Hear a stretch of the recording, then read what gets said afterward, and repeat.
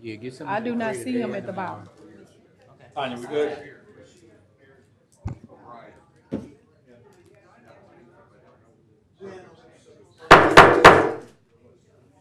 The meeting of Shreveport City Council is now called to order. I ask everybody to silence your cell phones or please place them on vibrate. I will ask Councilman Butcher to lead us in the prayer, and I will ask Councilwoman Bowman to lead us in the pledge.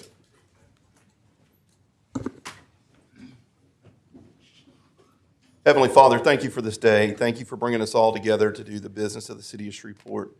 Please protect our first responders and all of our city workers who work so hard for us day to day to try to keep our city safe and well protected. Also pray for this council and the mayor to give us wisdom to do the will of the people. In your name, amen. Amen. Amen. I pledge allegiance to the Flag of the United States of America and to the republic for which it stands, one nation, under God, indivisible, with liberty and justice for all. Madam Clerk, will you please call the roll? Councilwoman Taylor. Present. Councilman Brooks. Here. Councilman Taylor Farrell. Councilman Butcher. Here. Councilman Jackson. I'm here. Councilman Green. I'm here. And Councilwoman Bowman. Present. Tomorrow, I will entertain a motion to approve the minutes of the Administrative Conference, Monday, September 23rd, 2024, and the City Council meeting Tuesday, September 24th, 2024. Does any council members have any awards, recognition, or distinguished guests not to exceed 15 minutes? Mr. Chairman, tomorrow will be, the people from Project Celebration will be here to discuss Domestic Violence Awareness Month. Also, if Mr. Posada could come up.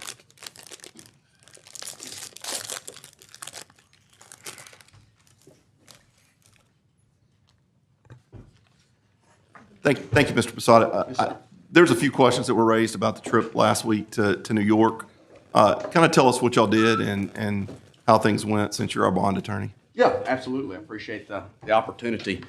So basically what the trip was, we had scheduled from day one, our underwriters that are the investment banks that will, at the end of the day, sell these bonds to customers, as well as our municipal advisor that we have in line with the 2010 Dodd-Frank federal laws. They're the ones that provide the financial advice.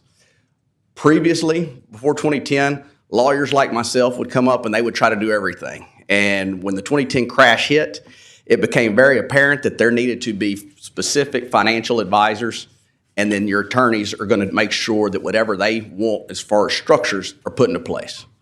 So we listened to them to determine what we need to do. And one of the things that they told us early on is we have a ratings problem, or we have had a ratings problem. And we have to do something in order to get our ratings up. And one of the things that was made very clear to us is that we needed to meet with the rating agencies personally, individually, as well as the insurance companies to tell them what's going on in Shreveport, to give them more information than they currently have. Because typically right now, and you'll be getting a copy of this later in the week, this is our draft official statement. This has been my baby for the last 2 months I've been working on. We send this and it outlines everything having to do with the city. It's got economic numbers. It's got, historical data. And that's what investors look at when they determine whether or not to buy bonds. The other thing that they look at, though, that is most important is the rating agency. What does a rating agency say in terms of what the outlook is? And then the third thing they look at is, do you have a company? There's two major bond insurance companies. Have one of those companies insured your bonds, because that allows you to get a better interest rate. All this is about getting a better interest rate, saving taxpayers money. So we schedule these meetings. It is very hard to do, and I have to give credit to our underwriters that worked really hard and called in a lot of favors, because every city, town, parish, county, school board that is planning to issue bonds is rushing to do it before the end of the year. And so they are backed up tremendously. And so, but they were able to put them all together, and we went up there and met with them. And what we did is and I don't have my booklet with us, but we had a presentation. And we talked to them about some of the stuff that's in the numbers, because they had questions. Well, why is this like that? Or why do you have this deficit right here? It allowed us to say, this is why, this is the plan, this is what happened. One of the things in there, for instance, was there was a deficit because of the way that the state was providing Medicare or Medicaid, I don't know which one of the two, dollars to the city. That whole model changed, so it looked like we had a deficit. To the average person or anybody reading this, they would have thought, you've got a deficit. We didn't. It was because the mechanism changed, and so it gives you the opportunity to go through those things. The other thing is the economic development, and that was a really big piece we hit on. I can tell you, when we told them that Curtis Jackson had made a decision to come to Shreveport because he saw the positive that was going on, that immediately, you could tell, you could see it. Oh, wow, maybe we need to be re-looking at some of this. When we told them that in Shreveport, Louisiana, over the last year, we have had the creation of 2,000 high-paying jobs. That's pretty unheard of. 2,000 between 1,300 at Amazon. Amazon announced they hired 300 more than they were planning to. They invested about 600 million more than they were planning to. You have SLB Manufacturing that have already met their commitment to do 600 jobs 3 years early. You had GE Prolec that has added another 150 jobs. So when we tell them that, hey, this is what's happening, that gives them pause, because what they see is, and you'll see in the presentation, if you look at our population numbers, you get really good population numbers when you have a census. Those years in between are just estimates based on, I don't know, algorithms or whatnot. And those estimates can look very negative when you just look at them because it's just a guess. And the U.S. Census Bureau will tell you that these numbers are not as accurate as what they would eventually be. And so when they're asking, why is your population going down? And then we can tell them, hey, look at what we're doing. It really makes them rethink it. We also talked about Libby Glass in the vice chair's district and what we're doing there. And I mean, that was a huge eye opener for them, that we got state money to tear down a facility that was obsolete and that we couldn't get anybody to go into and completely develop it and put it up on the market as a product so that we can bring in a new manufacturer right there on that thoroughfare. Those are the kind of things that we're trying to get them to understand, to answer those questions. And so that's why, it's so important. We've got Moody's has rated us. They downgraded us last year and gave us a negative outlook. Our goal is to start to set the foundation to get those things changed, because that means the less money we spend on interest is the more money that we can put into projects, the less money that we have to tax. And so that's what we were doing. And I can tell you, and I think the underwriters and the municipal advisor will tell you, it was probably one of the most successful trips from the standpoint of, you could tell in their responses that we were giving them a lot of information that was just very new and a new perspective to look at. And they continued to send us questions that we're continuing to answer now as a follow-up. And so it was very beneficial. And the last thing I'll say about this, and I'm sorry I'm going on and on, but I'm a nerd about this, and I think as the council, I want you to have all the information that you can have. And so until you tell me to be quiet, I'm going to give you the information because I think it's important. Insurance companies, rating agencies, when you go to a rating agency, they have to give you a rating. I mean, if you ask them for one, they don't have to give you a good one, but they have to give you one. Insurance companies do not have to insure your bonds. And we're seeing more and more, especially on the surety bonds for your reserve funds, that insurance companies are being much more picky about whether or not they'll give you that. And so there's some bonds that we may be able to save some money on the future refund, but if we don't get an insurance policy, a surety bond, then we can't do it. The numbers just don't work. And so that was another thing. We met with both of the insurance companies and started to have a dialogue with them and tell them that we're going to continue to get them information so that they can make those decisions. So, just for knowledge purposes, the worse the rating, the higher the interest rate, the more we're going to have to spend out of that bond money to be able to pay for the interest rate. Is that correct? Basically right? Yep. So if we're already tight on some of these capital improvements that need to do, the higher the interest rate, the more it takes away from the capital improvement? Actually, what happens is the more you have to tax your citizens to pay the interest and principal. project money will be the same. Okay. No matter what. But the lower the interest rate, the lower the millage has to be. I got you. Which means less tax dollars coming out every, because the millage rate will be adjusted to pay the interest. Basically, we've got that. It's not a certain amount. It's just, we're going to bond X amount of dollars, like 27.5 for the police station in the 2021. We're already going to bond that. So that's not going to make any difference. So the interest rate doesn't fluctuate on that. That's okay. Yeah. And that's, and so that's the goal. Some people ask, well, why were you there right after the last meeting? It's one of those things when both the rating agencies and both insurance companies tell you this is the date we can do it, you go, because it's very hard to get them together. And so that was just, it happened to be the time they told us they could do it. And then we knew that even if the council decided that we're not going to sell bonds for until January, I'm not saying that's what you're doing, but I mean, we still would have had to do this piece, because Moody's told us, when we met with Moody's, they said, well, this is really good timing on your part, because we were just about to review the negative outlook that we gave you. It was coming time to review that, the 18 months. So it's one of those things that we would have had to do no matter what. And, this is no time's better in the present to start working on that. So rates are driven by our outlook, our ability to pay back, our overall economic stability, basically, the city of Shreveport, and our economy, basically. But also it's driven upon what the government does as far as setting rates Absolutely. in the open market. So one of the comments that was asked of me is, we need to get this done before the election. I mean, after meeting with these people in New York, is it the consensus that it's going to make any difference if it's before or after the election? We don't know. And that's the honest answer is, we had originally set the calendar to try and do it before the election because we didn't know. And after the election, nothing may happen. They may go down after the election, but we just know historically that in some years, not every time, but in some elections, it can move the markets. And so, it's not a catastrophic thing either way. The goal was, hey, if we can do it before and everybody's okay with that, that would be nice. If not, then what we're going to do is we will continue, if this council approves us moving forward, our underwriters will watch the market, and they will basically say, this is when we think would be a good time to go to the market to price these bonds. And if they say, let's say that there's something, God forbid, overseas, or there's another, we've got a lot of hurricane activity, all of these things can affect the markets.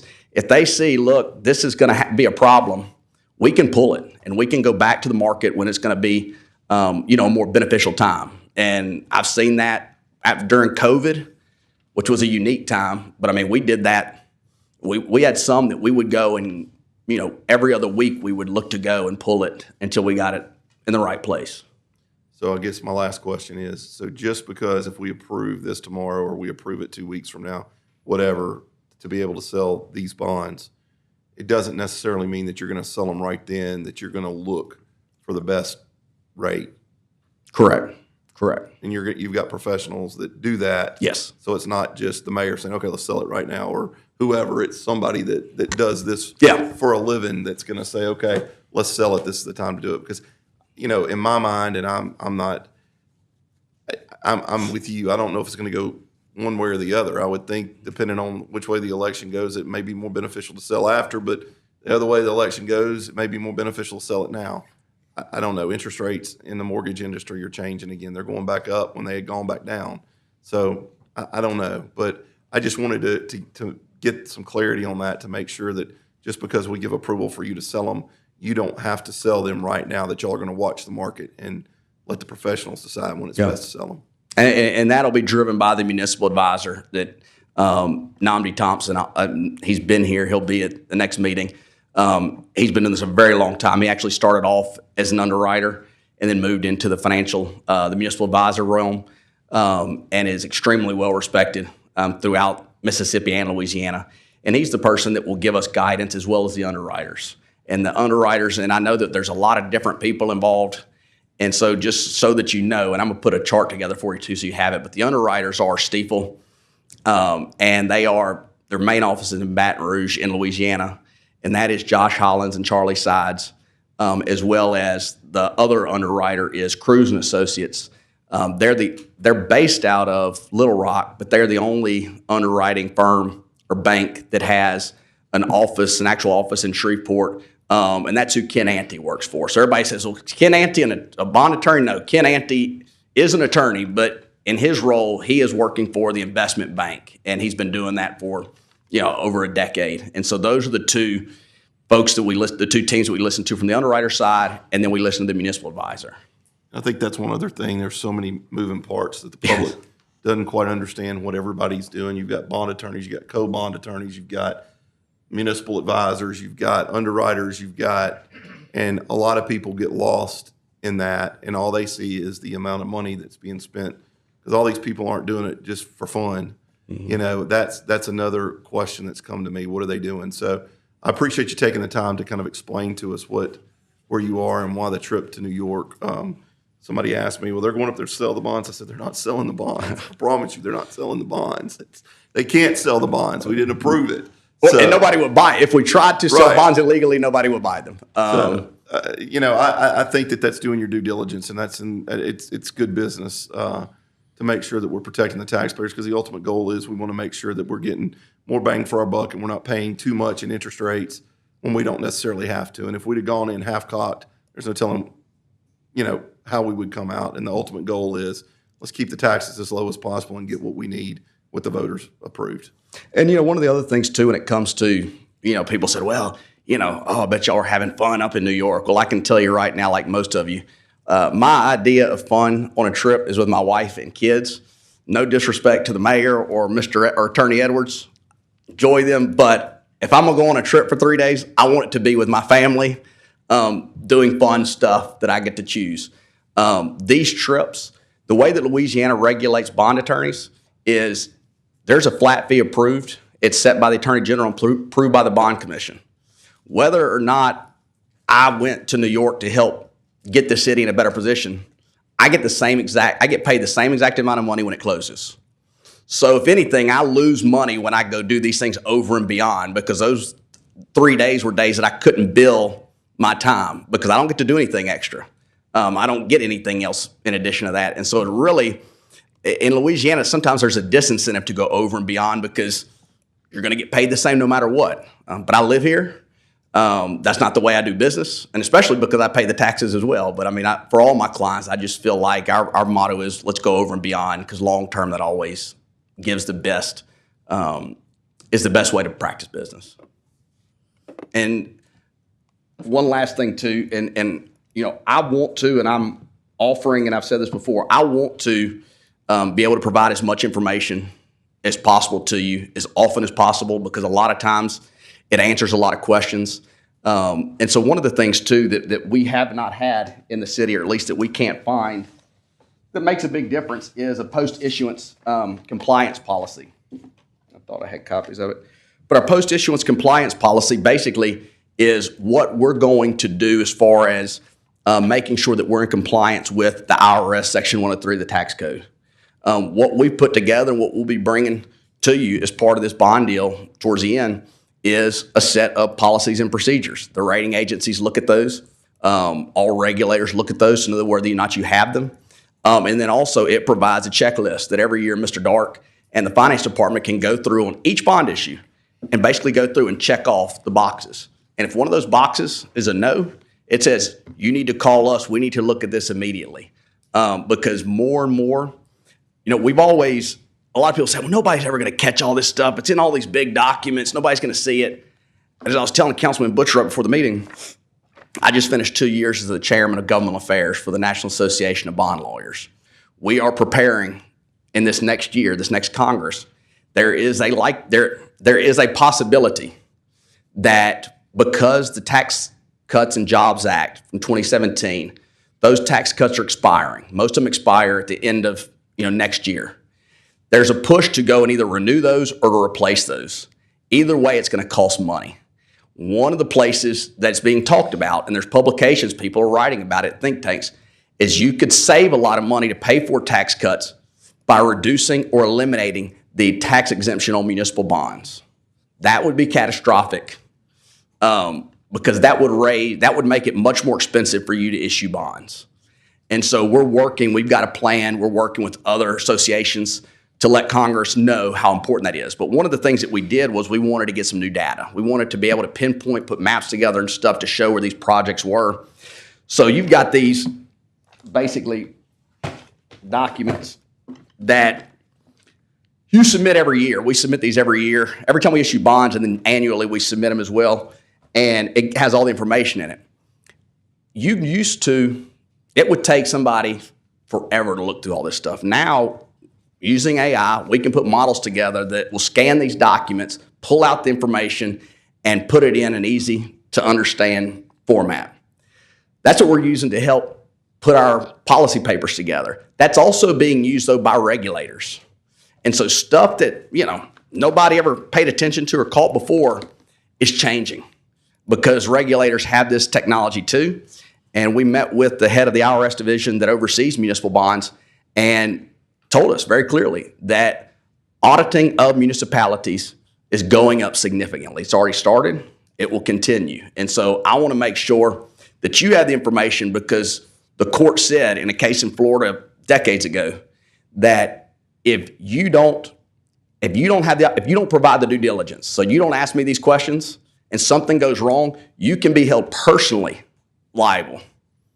It's one of the few times that a city council member or a legislator can be held personally liable if you don't have that due diligence. And so I want to make sure that you have as much of that as possible and so that you feel comfortable. Councilwoman Bowman. Thanks, Attorney Basato. Just for the record, once we leave this council meeting, every council member is going to get a call about these bonds. Can you explain to the public, because when you say bonds, I explain it is the city is our big credit score. Is that correct? Because when you say bonds, when you're trying to decrease the score and get a better score, you're saying get a better credit score, right? Yes. Okay. Yes. I just wanted to put that Yes. on the record because we're going to get calls because they're going to wonder what are you talking about with the bonds? So you're trying to increase the city's big credit score. That's absolutely. That's a great analogy. Yes. Thank you. Thank you. Councilman Talaferro. Mr. Basada, this is just a quick question. So what other info, since we're trying to be as transparent as possible, and I appreciate you coming forth and bringing us the information that many of us don't know the questions to ask. Absolutely. So what other information would you be able to provide us which would support us delaying the vote on this matter any further? I mean, can you think of anything that would say, oh, maybe you ought to back off and think about this some more? I mean, really, I try to stay. My goal is to be a technocrat and not to affect policy. And I think at the end of the day, it's just, if you have questions that we can't answer about this specifically issuing these bonds, I think that is always a reason to pause. Okay. And I'm happy. You all have my number. I will take your call at any time, any day, and answer any question that you have as long as it takes. Can't promise you the answer will always be one you want to hear, but I'll give you the truth. I'll give you the information to be able to feel comfortable. Fair enough. Thank you. Absolutely. Vice Chair Green. Mike, what does it do to a credit score if, say, you have some bonds approved and you don't use the money for the purpose that it was intended, and then after the expiration date, then you lose those bonds and that money? What does that do to your score? Well, one of the things, so if you were to take bond money and not use it appropriately, that is... No. I'm saying if you have bonds, okay, for a project, and say you don't sell the bonds for that project, and then the time to use those bonds expire, what does that do to your credit score? Well, then one thing just to clarify, they wouldn't expire. The expiration will happen once you sell the bonds. And so as long as you haven't sold the bonds, they won't expire. Now, it's always good practice. You don't want to wait 10 years to do that. I mean, that becomes an issue. But you're not required to actually sell them. It becomes an issue when you sell them and then you don't spend the money or you don't spend the money timely. So you said you wouldn't want 10 years. What about 2? It really, what you don't want to happen is you don't want to issue bonds if you can't spend that money immediately. And that's where a lot of cities get into trouble. They'll issue a bunch of bonds and then they realize, oh, our contractor isn't going to be able to get it done this fast, or, we're not going to be able to get the supplies that we need in this time. And so I would always advise that make sure that when you sell those bonds, that you are relatively certain that you can spend 50% of that money within 18 months and all of it within 3 years. So why do you save bonds from 2021 and you want to sell bonds for 2024? One of the things, and again, I'm just giving you what I know is my information, is that the bonds from 2021, so there were about 40 million of them, 41 million of them that were sold, and that was for some of the substations, fire stations, and a lot of equipment. There was, and $7 million of that was for design work on the headquarters. There's another $29 million that hasn't been sold yet. From my standpoint, this is just from a bond standpoint, not from any other considerations. The $29 million, from what I'm told, is not enough to build the headquarters. And When you say from what you're told, who is doing the telling? Is that the people in New York? No. Who has been told? No, I've just been told by the administration and the council, quite honestly, that the 29 is not enough to build the headquarters. This council told you that? Some council members. Okay. So what happens now? You said you've been told that the 29 is not enough to build it? Right. So how did they tell you how they came up with a price of 29? no, I don't know how they came up with a price. I can tell you, though, that one of the things that is happening now, in order to get the amount of money that we need, I know that there was a letter released Friday that laid out a plan to utilize some of the Blue Line revenue. And that's something that we've run with the financial folks to see if those would be bonds that would be marketable, and if those revenues would provide the additional, $9 to $11 million that are needed. It looks like that is a strong possibility that it will. If that were to be the case, then all of a sudden you do have the money in place to be able to issue the bonds. But if you were to issue the bonds now and you didn't have all the money, you wouldn't have a contractor that would be willing to sign a contract, because no contractor is going to sign a contract unless the party can certify that the funds are on hand. And so the key is getting that amount of money, that gap, in place, or reducing the project. I mean, it has to be one of those two things. So who makes the law on that the police station got to cost $29 million? How does that, who makes that decision that it has to be 29? Well, it's more than 29, and Mr. Dart can give you the exact numbers. And again, I don't get into that specifically. I'm just told this is what the contract calls for. And so from my standpoint, if you tell me that the contract calls for, $38 million, I'm going to ask you where your $38 million is. If you don't have it, I'm going to tell you that if you issue those bonds, then chances are those are going to be determined to be arbitrage bonds by the IRS, and all of a sudden those bonds become taxable. And if they become taxable, then that means that everybody that's bought them has to pay taxes on them.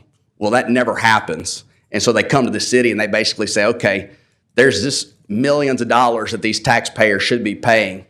We can either force them to pay it, which means you'll probably never be able to issue bonds again because nobody will buy them, or you can pay it. And then the city has to write a humongous check. And so that's what I would caution you on. In terms of, somebody asked me earlier today, do you think we should do this with substations? And I've told them, I only speak about stuff that I feel like I have a subject matter expertise in. I don't have a subject matter expertise in policing. And so I wouldn't want to give my opinion because I have no idea what works, how big, how small you need. But I can just tell you from the numbers, that would be my advice. You said something about a contract that has, so have we contracted this substation?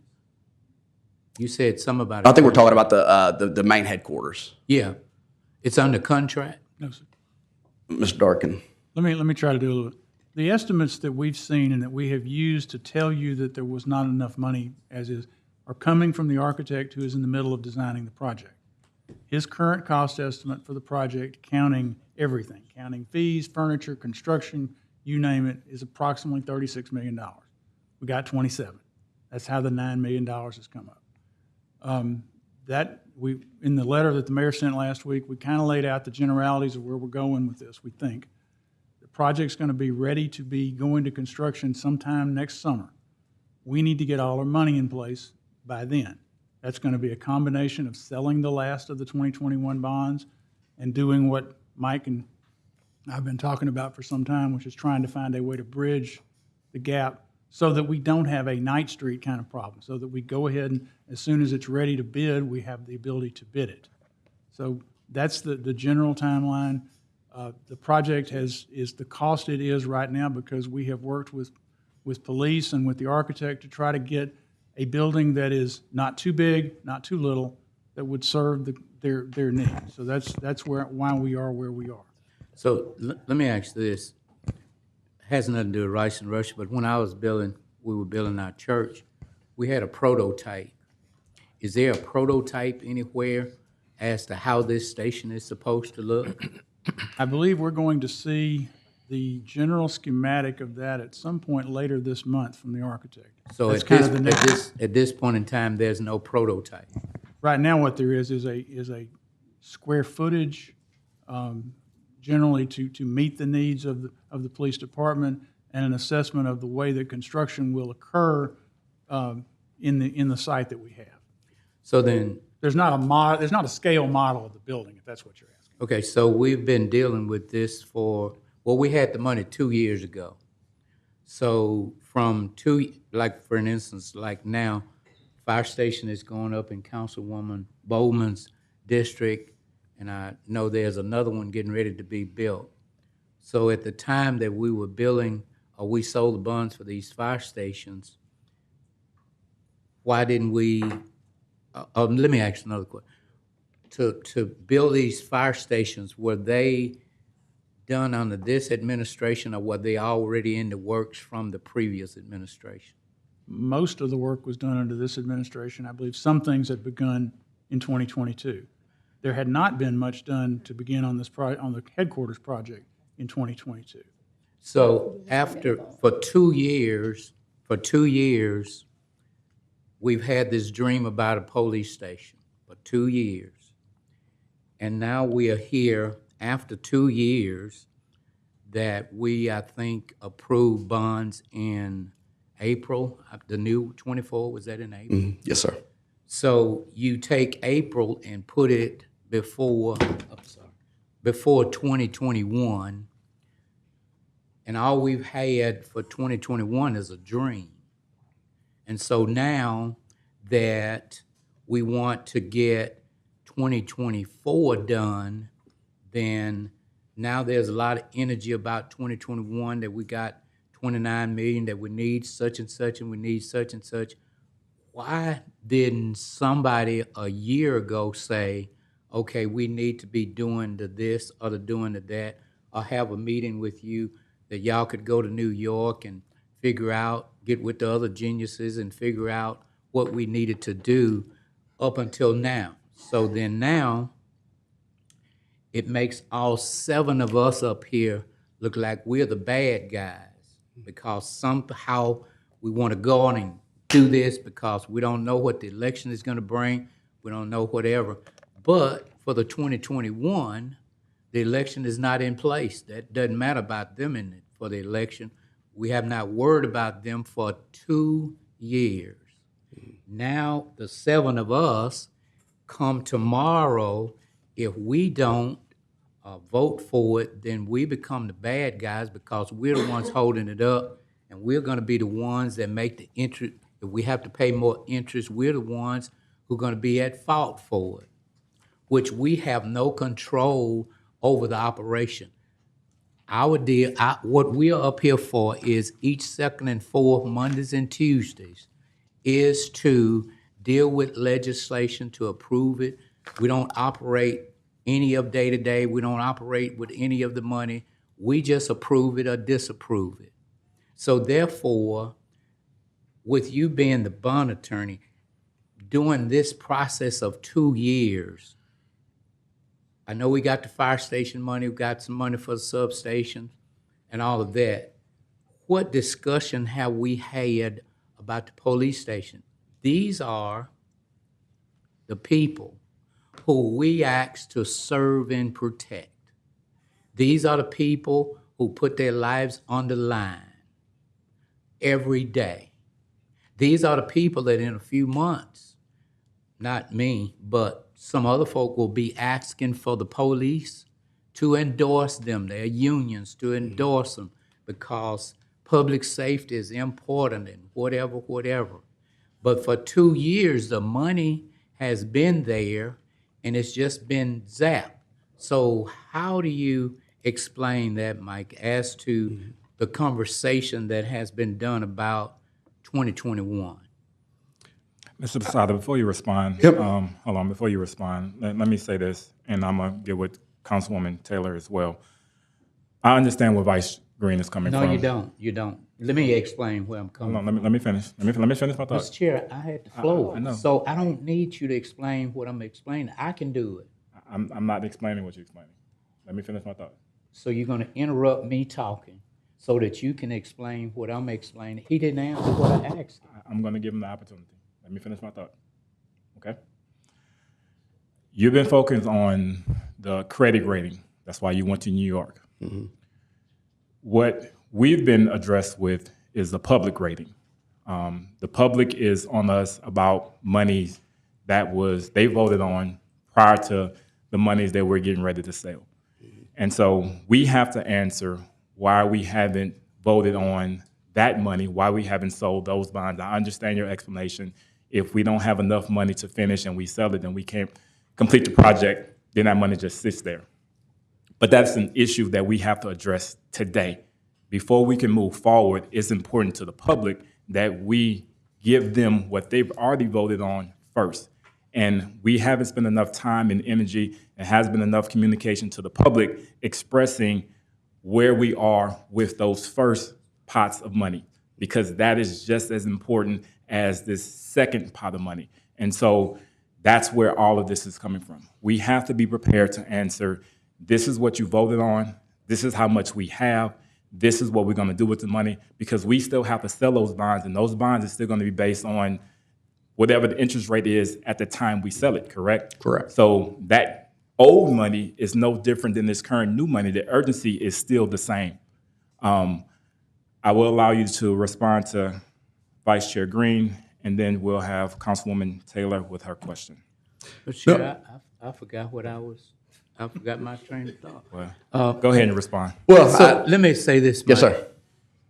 A few weeks ago, I heard Councilman Butcher say that if we don't sell these bonds, or we don't use these bonds, there is an expiration date. Councilman, did I understand you to say that? Well, I mean, I think that Mike has kind of explained that. It's if you've already sold them, then you have a certain time period to use them. However, I think that it goes back into what we're talking about with the rating. If you pass a bond and you've got $28 million or $29 million of it sitting there, I think that it's going to hurt your bond rating if you just let it sit there, because it looks like lack of planning on our part. And maybe you don't get it insured, because look, we're already saying in an open meeting that we're $9 million over and above. I mean, who's going to insure? I mean, because it doesn't look like we did our what if we start building the building, run out of money, and not able to finish it? The insurance company's on the hook for that. I mean, it's poor business for us not to move this forward.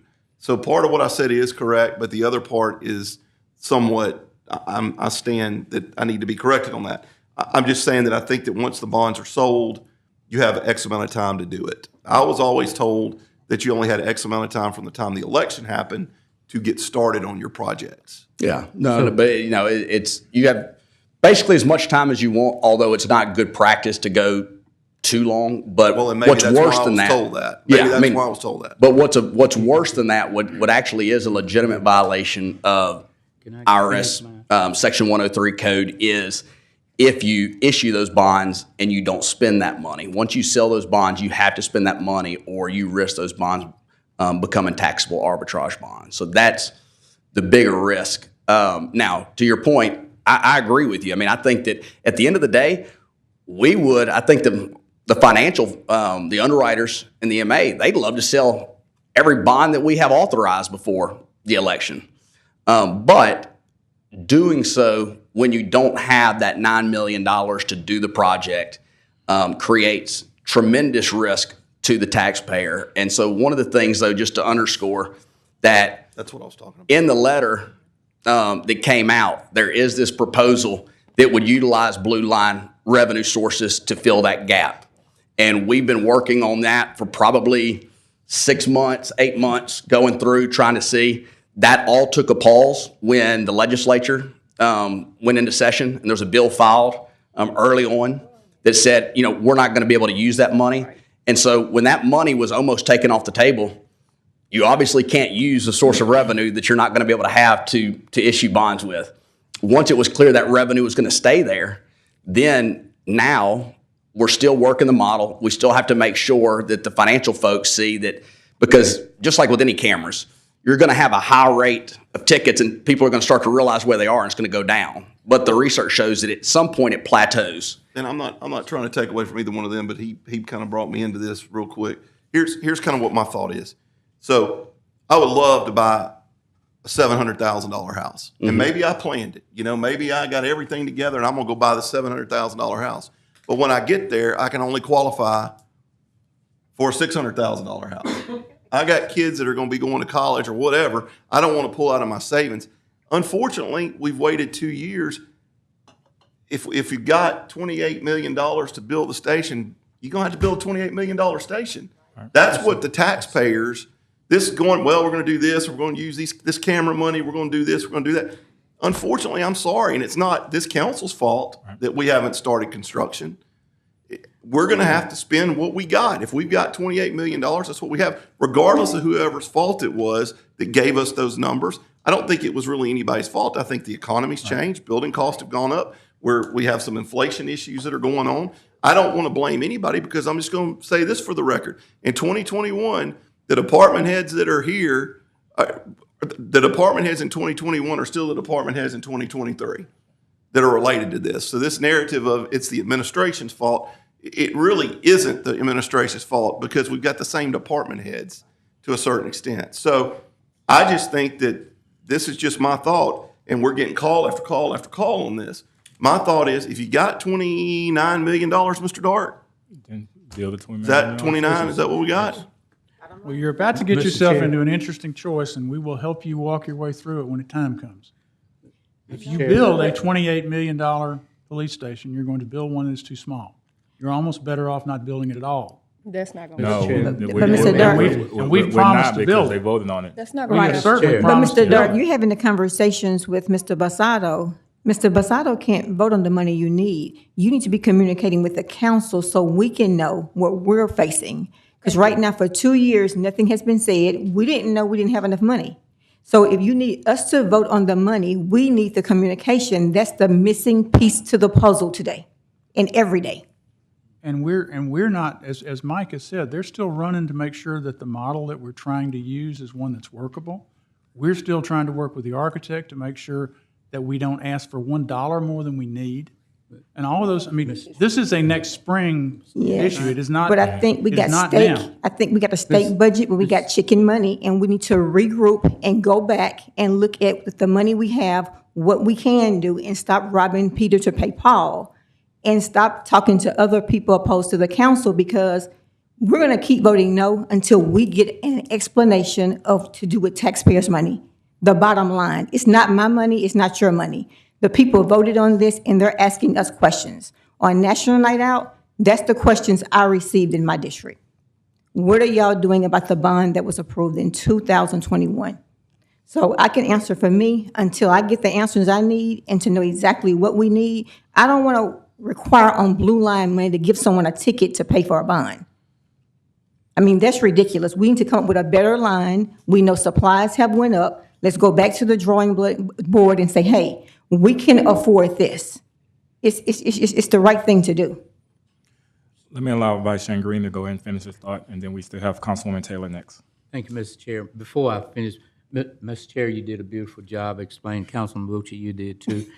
My question was, and of course, who came up, and of course you say that it has to be 29 million or whatever. My question is, who came up with this figure? Because we buy what we want and we beg for what we need. As Councilman Bucci said, and everybody else have said, our police station don't have to cost $29 million. We've outsourced, we got a building right across the street over there that police officers in.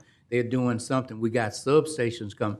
So what merits the building having to cost the 29 million or the 32 million to be able to take care of the police? We always talk about we short staffed, we don't have enough police and whatever. So why do we need a police station so large when we're outsourcing to different areas of town and different buildings at this point in time? So why can't we build a station? And of course, if we leaving it up to the architect to come back and give us a price, then we're in trouble right there, because that's how they make their money. So therefore, why are we depending on the architect to tell us what we need? We need to do a prototype. This is how we want the police station, whether it's 25 million, whether it's 21 million, whatever it is.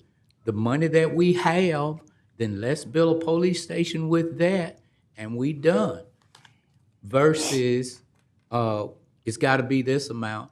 But the first thing we need to do before we talk about 24, Mike, is we need to sell 2021, and we need to do those before we go talking about 24. That's just where I am. When we were bringing this bond about some time ago, I was not against the bond. I was never against it. I was against the timing. Correct. I was against going forward to get more money when we don't have the management of the money that we got. That was my only problem. That's my problem now. We said we was gonna build a police station. Lord knows I don't want to show the pictures today about the one we got. These are the people that we asked to serve and protect. And Mike, whatever you can do, whatever influence you got, we need to go to 2021 before we go to 2024. And I just think that that's what we need to do. And of course, Mr. Dock, I refer to you. How did we come up with the number that the station has to be 29 million or 32 million? What if say for an instance, the one that we're talking about building and it's 32 million, what would we cut out if we did a one for 25 million? It would be a smaller building. I mean, basically, you're paying a per square foot cost to build a project.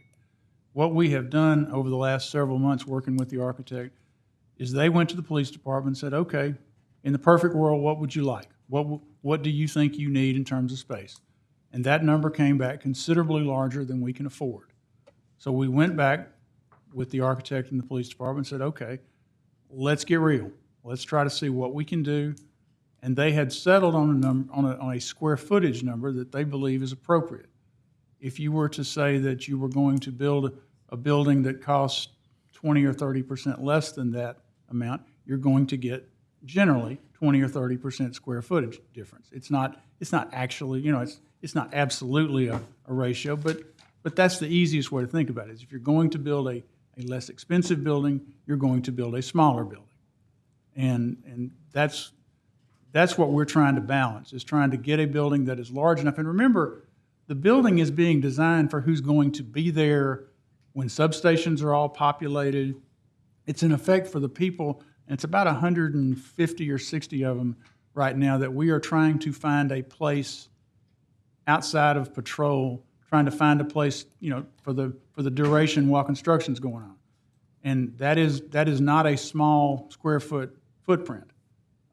It's not as easy as frankly providing space for the patrol folks. I mean, we can have you sit down at any point you'd like with the architect, but they have done what we think is a good job of trying to turn wishes into things we can afford. Now, I will say this, the number that you ended up with in the 2021 for the amount of the station, most people who were here believe that was an arbitrary number that was done to fit a bond proposal and not necessarily a number that was based on any estimate that SPAR would have used or police would have used, because I think I have been told more than once those numbers were bigger than that.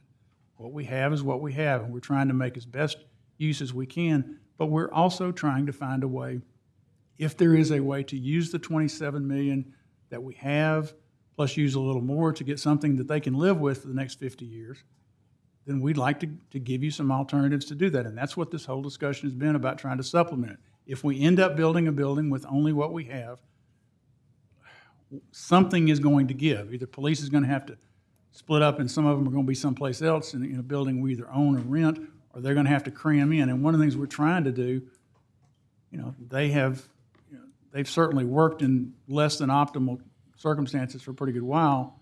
We certainly don't want anybody to move in and think that it's the same thing on day one in a brand new building. So, Mr. Dark, it's been said by the chief that patrol is actually going to be out on Monkhouse Drive. So, Patrol's going to be lots of places, yes, sir. okay, so therefore, lots of police are going to be at lots of places. So therefore, we got the money to build what we need to build. So let me just ask you this. Did y'all just find out about the police station recently, or did y'all know it 2 years ago? We found out about it fairly recently. That we've got to build a police station? No, we found out I'm sorry, I misunderstood. I thought you asked me, did we find out it was going to have a money problem?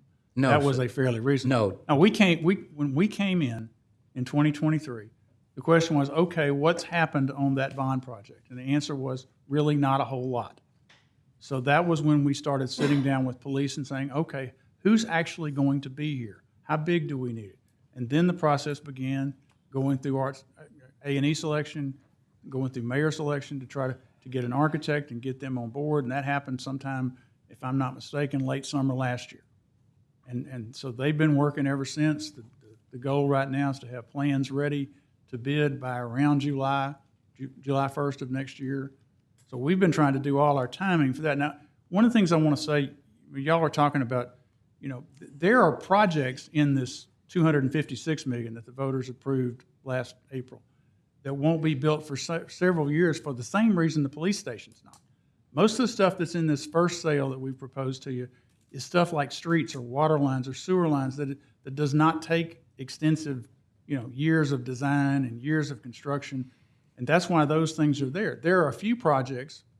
I mean, I'll give you an example. Some of the work at Princess Park, where we're talking about doing all the work to turn that into a wonderful therapeutic recreation center. Ms. Dunn, There's could I- design work there and all could I that. It's going to interrupt you? take a while. Could I interrupt you respectfully? Yes, sir, it's your room. I understand what's in the project for 2024, but my concern at this particular time is the police station. When we came back in office, this money was already there. How was it easy to get the fire stations going, get them all mapped out, and not the police station? Maybe I'll give you some time and let you figure it out, and then maybe we can talk about it on the phone. That's fine. But that's a problem, and y'all know it's a problem. We know it's a problem because we got to face the people, and the people want to know why. And I want to know why. Mike, it has nothing to do with you because you work for us, okay? Lucky you, Mike. You work for us. Yes, sir. We already know that whatever the administration say to you to do, that's what's going to happen. We know how the meeting came about in New York because you got connections. You're a well-versed attorney. You've got all your bases covered so you can make some phone calls because you got some influential friends. So we know how business go. That's just I'd happen. We gotta get to New York, and we gotta do whatever we gotta do. It looks good on TV, but we're still faced with not having 2021 sold for the police station. Thank you, Mr. Chair. Thank you. Attorney Councilwoman Basada. Taylor? Thank you. If you still remember your comments or I wrote questions. them down. Okay. I forgot all about it. I wrote just them had to down. wing it on something. So Attorney Basada, do Yes, we ma'am. really think we can sell prior bonds next year if we sell these current bonds? I'm sorry, say it again. Do we really think we can sell prior bonds next year if we sell these current bonds this year? Yes. We can? I think. I'm not. You're not really sure? Well, no. I'm not. I'm not sure if I'm understanding the question. 2021, What's that? 2021. Correct. So we're looking to sell the current bonds right now. You don't think that it's going to be a problem? Because this is the concern, just like what all of our council members have already said. The voters overwhelmingly passed the public safety bond in 2021. It is very difficult, which I've seen everybody else go and talk about numbers, but let me just make it plain for you.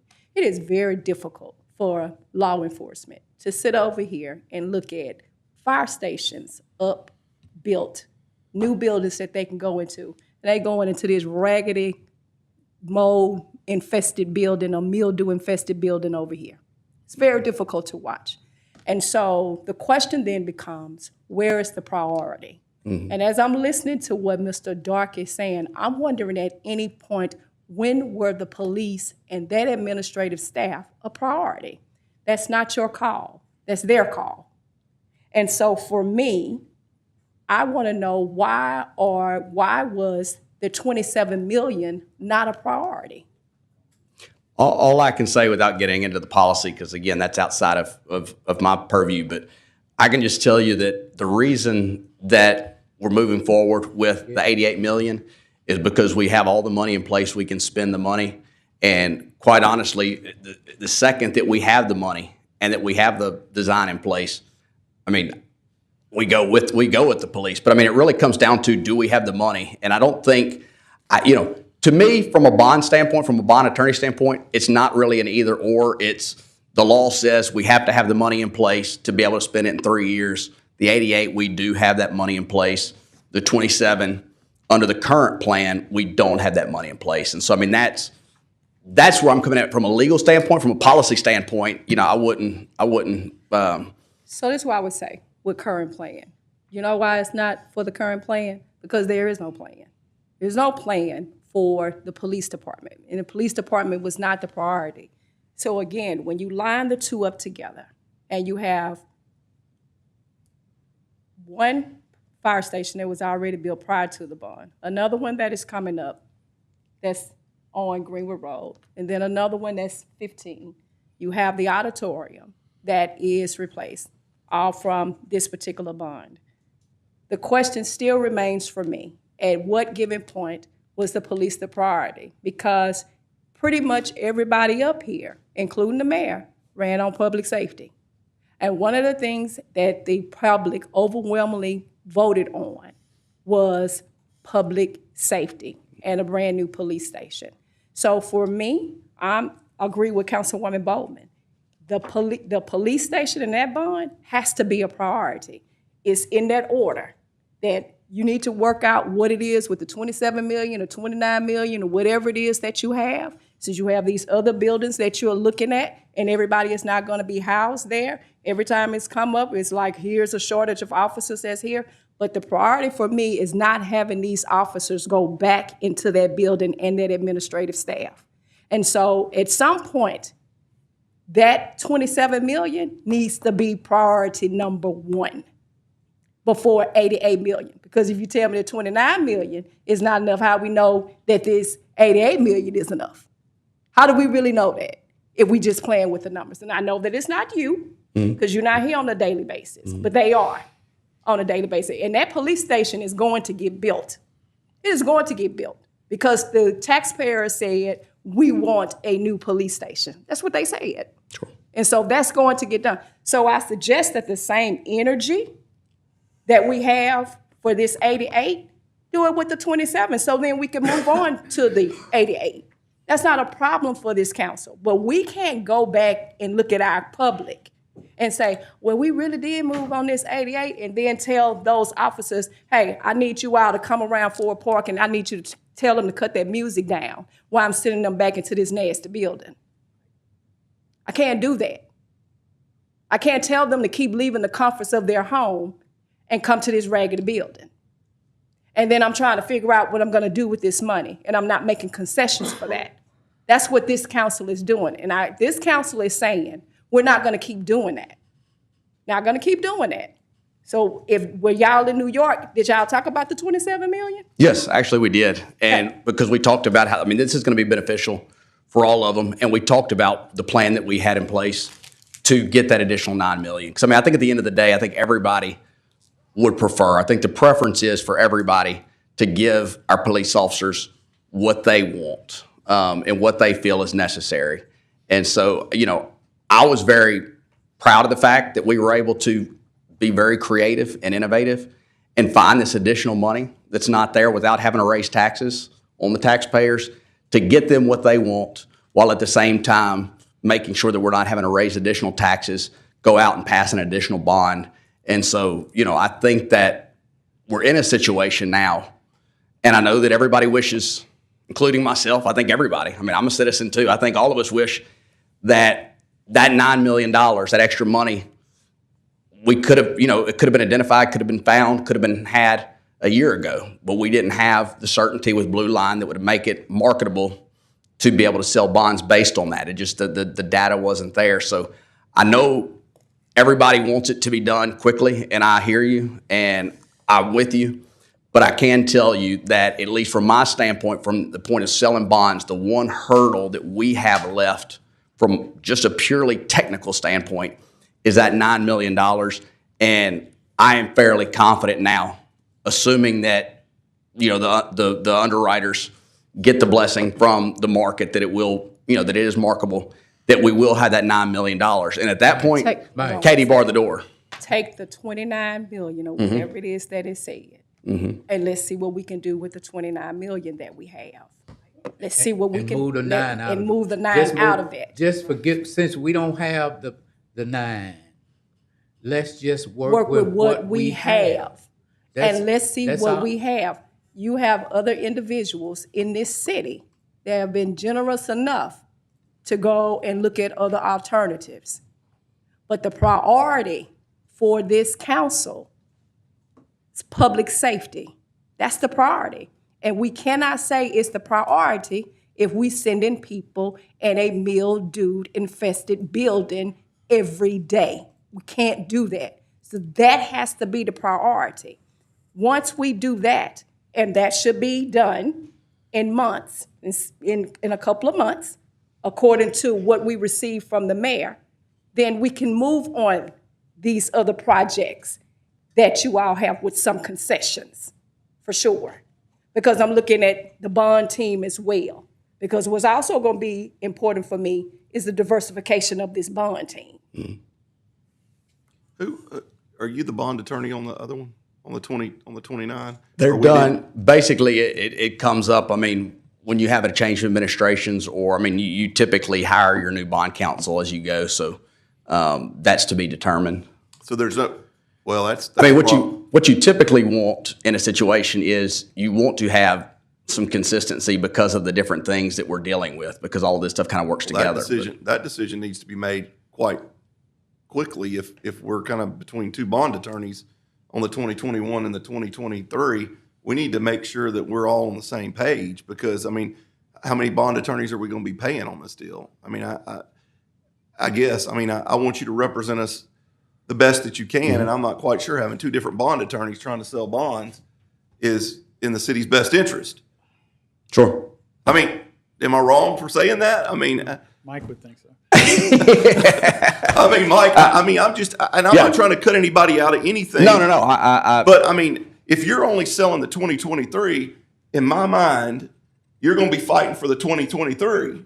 If somebody else is selling the 2021, they're going to be fighting for the 2021. Well, That's just what people think. Let me answer that. Based on how it typically works and based on over my 15 years, my assumption would be, but I don't want to be so presumptuous to say this, my assumption would be that I Well, would maybe do don't those. say it. Don't say it. Don't say it. We'll Okay, talk I mean, about this that's later. typically how it would go, though. I mean, once you have a bond attorney, you typically use them for everything.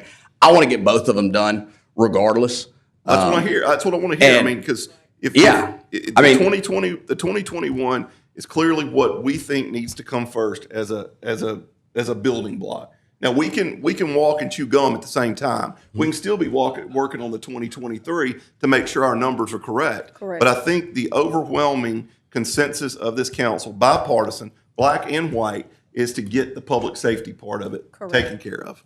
No, and look, at the end of the day, my assumption would have been that I would be doing both of them anyway. I don't know. I mean, I don't want to be presumptuous to say that, but that's just traditionally how it would go. And Mike, it might I'm- not. But it's up to you, And however you Mike, want to do it. I'm kind of there with you, and I might be the lone wolf on this, but I think our city has a lot of needs, and I'm hearing you clearly.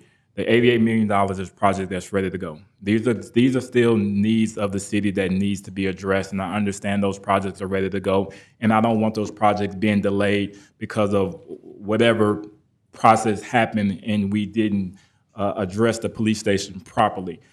Whether that's the previous administration, whether that's the current administration, I'm not here to point fingers. My job is to look for solutions. So I do want that to be a priority.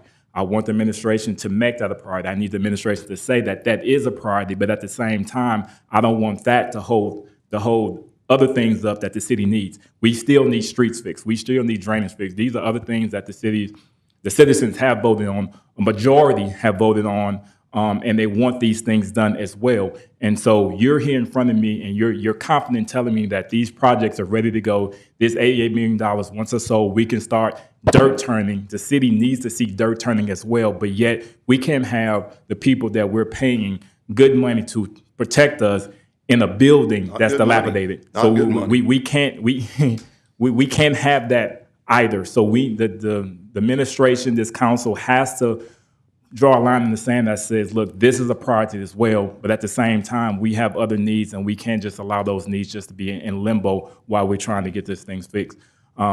We spent a lot of time on this. I will have to move forward. I appreciate you. The council members can reach out to you. I'm going to ask Mr. Hall to come up next, which I think is fitting because he's up for confirmation for the Architectural Engineering Committee. He has done a lot of great work in the city. And with that being said, Mr. Dart, I don't even mind a second opinion on this police station. You mentioned square footage, and Councilman Butcher and I both know price per square foot in your area is different than price per square foot in a different area. So I want to get down to how much does this 2x4 really cost? Not where it's going to be located. What is the nitty gritty of what we can actually afford, and what are the solutions of building what we can actually afford? I agree with this council. We don't need to have build something more than what we can afford, but we need to look at this is the money we have. What is the best thing we can get for this money we have? Mr. Hall, you can come on up. What's the best money we can get for the money that we do have? Mike, don't leave. Mr. Chair. Okay. Yeah, give me 1 second. Mr. Hall. You're up for the Architect and Engineering Committee. I'm familiar with your work around the city as a general contractor. I know you've been paying attention to with all this stuff that we're going on. So just any comments that you can have for the council. I know you were here last meeting. I didn't bring you up, but I just wanted to bring you up before the confirmation on tomorrow for you to offer any, if you want to address the council. Yes, sir. Thank you. I just wanted to, first thank the council for having me here today. I just look forward to working with the city and working with the individuals on this committee to help advance different projects with the city and just, serving the public. Okay. I appreciate that. Any questions or concerns for Mr. Hall? Mr. Hall, I think that I've seen several things that you've done, and, in the appraisal business, I've come across several of the projects that you've done over the years, and I think your expertise on this committee will be much needed and hopefully will help us to not have to be in this position that we're in right now. So you got a big responsibility, man. Looking forward to I it. concur. Thank you. I concur. Thank you. One of the comments I want to make, don't you think we should have got more than one bid on this police station? Absolutely. It's always good to get at least 3 bids. Right. You came highly recommended for this committee, and I'm pretty sure you can build a nice police station for $29 million. So, Yes, sir. Get us some numbers, please. We need a second opinion, probably a third opinion as well. Yes, sir. We don't want to put you on the hot seat, but I appreciate you coming down, and thank you. Thank y'all. Appreciate it. Development director would be next. Yeah. All right, thank you. That's it. Mr. Chair, where are we at on the agenda? We still in public comment. Mr. William Sabo, will you please come up? So when the mayor called and said that he identified an economic development director, that was a breath of fresh air for me. This council is adamant about economic development for Shreveport. We haven't had anybody dedicated for this area and this area only for a while. And so I'm pleased that we have identified somebody such as yourself, somebody that's qualified. It was a pleasure meeting with you. I do want you to be able to address the council. I know you've met with pretty much the majority of council, maybe not everyone, before tomorrow's confirmation. Thank you very much, Mayor Arsenault, Chairman Jackson, and Vice Chairman Green, and the rest of the council for this opportunity. It was great meeting with all of you. I was able to meet with 6 of the 7, but I met Councilwoman Bowman earlier today. And the passion you all bring for what you want to do with your constituents tells me this city is ready to really move forward.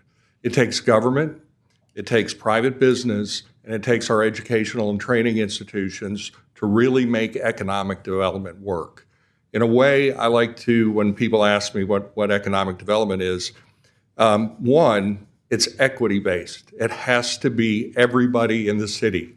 It would be great to get an Apple, but are they going to really employ people who need jobs here? The foundation of a house or the foundation of economic development is workforce development. If you don't have workers, people will not come here with their companies. That's just a plain fact. You also have to make it easy for them. I don't know what the policies in City Hall are. I don't know if there's a one-stop shop. Those are all things that are very top of my agenda. But is it easy to do business with the city? Is the city welcoming? Or, and when I worked in the city of New Orleans, it's pretty much the opposite. And they've done some things, but it's still a very, very hard city to do business in. The second stage of that is retention. Those are the people who are going, those businesses are going to hire the people we train first. They're going to expand. They're going to grow. That's the next stage of economic development. And then attraction. Business attraction is vital. And I know a couple of council people mentioned that to me. We have to show them that we have their workforce. Even if they brought every single employee with them, they'll have attrition and they have to hire. So we have to know what they need. We have to know what type of training, where is their entry level. That was something I did in New Orleans. We went to some of the largest, what we might call tech firms, but truthfully, everybody's a tech firm now. The tire store's a tech firm, the construction company's a tech firm. And we said, what's the entry level that we need to train someone to get a job? Part of it was soft skills, having the ability to go in and get that job and deal with some of the pressures that a job brings with it. The other was, I need someone who can do Cisco, Security Plus, Network Plus. We set up training for them. The underserved community here is your raw material. They're the diamonds in the rough that we need to be able to train and bring up, and also have the access to capital, which is what I do a lot of in Fort Smith. More than 50% of the people I help start businesses are people of color or women. I'm the only certified entrepreneur development professional in the state of Arkansas. If I am fortunate enough to be confirmed, I'll be the only one in the state of Louisiana.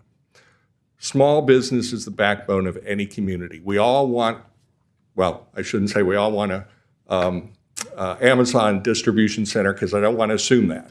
But everybody wants big business to come in. But it's the small businesses that really provide the job opportunity. In economic development now, it's called economic gardening. You're trying to get a lot of different types of business, a lot of diverse businesses. Because as we saw in Fort Smith, the Tyson plant hired 1,000 people, and 4 years later, they fired 1,000 people. That's what happens with some of the big companies. But with some of the smaller companies, and you're providing economic opportunity for families, for generations, and that's what we looked at. Could we change generational wealth by getting someone trained into an entry-level tech job, into an entry-level hospitality job? You have 5 casinos here. That was a big deal in New Orleans. We were able to funnel people in who had benefits on day one and started at a decent wage. That was an agreement that needed the business community to support. And we went in and that was a support. So with that, it is wonderful to be back in Louisiana to see oh, she left. It was a Saints jersey behind me. I was really, because I'm tired of Razorback jerseys, I got to tell you. And I'm here to work for you. I think every single one of you, when I spoke with you, I want to ride with you in your district. I want you to point stuff out. I will always be honest with you to a fault, but I'll always tell you what I really think. But I want to know what your priorities are. I have the toolbox. You need to tell me what house I need to build. And with that, if you have questions, I'm happy to answer. We'll start off with Vice Chair Green. Pace yourself. Yes, sir. Thank you for coming. And my first question would be, my district is District F. How would you go about getting infrastructure in my district that businesses would want to come? Like, for instance, Councilwoman Bowman's district bumps my district. And so when you go down Pines Road and you turn on Greenwood Road to the left, they're building all nice stuff. She got a Starbucks. They got all kinds of stuff coming. Well, my district lacks infrastructure. So how do you bring businesses to a district that needs revitalized? What do you mean by infrastructure? The infrastructure, Roads or what is? Say for instance, fiber optic, broadband. What is it that you will do for my district that will make my district attractive for economic development? I don't know yet. I don't know your district. I don't know how many vacant buildings you have. I don't know what the infrastructure is to those buildings. One of the things that Shreveport, I believe, misses out on, and that is when you go to buy a house, you look in the MLS, right? Tells you how many bedrooms, how many square foot. You don't have that for your commercial buildings. Someone has to go to a realtor. Site selectors don't do that. Site selectors look at Macon, Georgia, Chattanooga, Baton Rouge, New Orleans, because that's all online. That's something that, now there are tools. You can look at tax abatements. You can look at TIFs, which is a tax incremental tax where you fund improvements. The city, you would use those tools. You've seen downtowns be revitalized with a strategic approach. Look at the buildings, and also that's where small business comes in. Can you try to get small businesses to move into there? It's a demographic thing. It is a lot of numbers. In New Orleans, there was one Chick-fil-A in the city of New Orleans. It was on the UNO campus. They wanted a Chick-fil-A more than, you could have been mayor of New Orleans if you got them a Chick-fil-A. It's all numbers. Chick-fil-A just looks at what's the demographics, what's the density, what's the disposable income, and then it checks the box and they open. So some of it is we need to understand what it is that you have to offer. We got to find out something that makes your district entice someone to want to start a business in there. Well, that was my question to you, is how do you do that? One is like, for instance, for some years now in Councilwoman Bowman's district, down Greenwood Road where they're building that Starbucks and all that stuff, it was just dormant. What is it that would cause a business to want to have the energy to do that someplace else? Businesses thrive on profit. They look at the P&L. Are there incentives? There was something that we did, Johns Hopkins had a model where you didn't have to be in that district, but you had to hire from that district and you got a tax incentive. So now you were employing people from that district. There's something, that's where the city policy and you all have to come into play. saying, yes, we're willing to do X. We're willing to maybe not tax anybody who builds in that area for 5 years. Those are the things that I don't know yet what is needed, but when I ride with you for 2 or 3 hours, my guess is I'll probably know.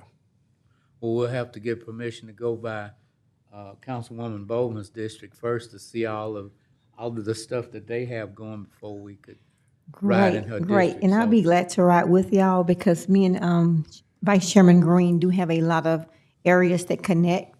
All of us have connecting pieces, so I'll be glad to ride I'm going to with rent a you. minivan, and we're all just going to pile in. Well, I think we can only ride with 3, right? Yeah, 3 at a time or Open less. meeting law. Yeah. Thank you. Thank you. Thank you, Mr. Chair. Okay. Any other comments? Councilwoman Taylor? Yes. So you spoke about your time in New Orleans. And so are you an urban planner? No. Okay. You are familiar with food deserts. Yes, very. East New Orleans, New Orleans East. What type of strategies that you have in order to incorporate grocery stores into those food deserts? The hard part about New Orleans East, it wiped out the population. So therefore, but the population was left, had a giant food desert. One was the USDA does not define a food desert as something rural. It can be a city. Correct. It has to be X number of miles away from a grocery store. Now, this was a step that I know this will make you probably cringe, but we started with fresh fruit and vegetables in Dollar Generals. Now Dollar Generals has grocery stores. Right. You know, that might be something to look at. I think they look at square footage. Again, it's density of population. They are in the business where they need to make sure that that can be supported through the community. So what you're looking at is Dollar General Market. And what Dollar General Market is saying is that we see a number of other Dollar Generals that reside within that zip code. So I've already walked that avenue. What we're looking at to give to Dollar General Market is additional information because this is what I have that they may not clearly understand. You have one of the third largest African American communities within the United States. In that particular community, which is the Cooper Road community, as most people refer to it as MLK, but I'm from the Cooper Road, so it'll always be the Cooper Road to me. You have a university, and that was the community where you could go from Head Start to college and never leave the area.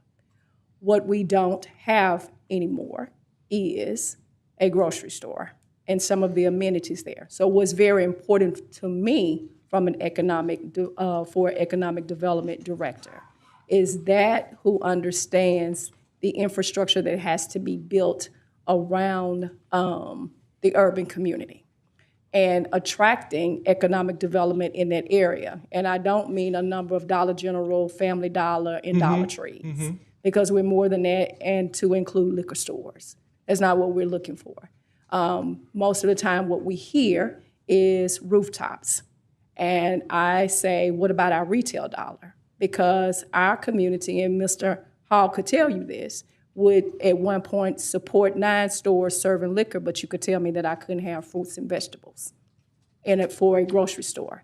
And so that has been the task that we have. So we're looking at all of those particular arenas as well. So economic development inside our inner city communities, which I myself, Councilman Green, Councilwoman Bowman, as we both back up from Queensboro, Allendale, and Lakeside area, which is also another area that's a food desert that backs up to downtown that does not have a grocery store.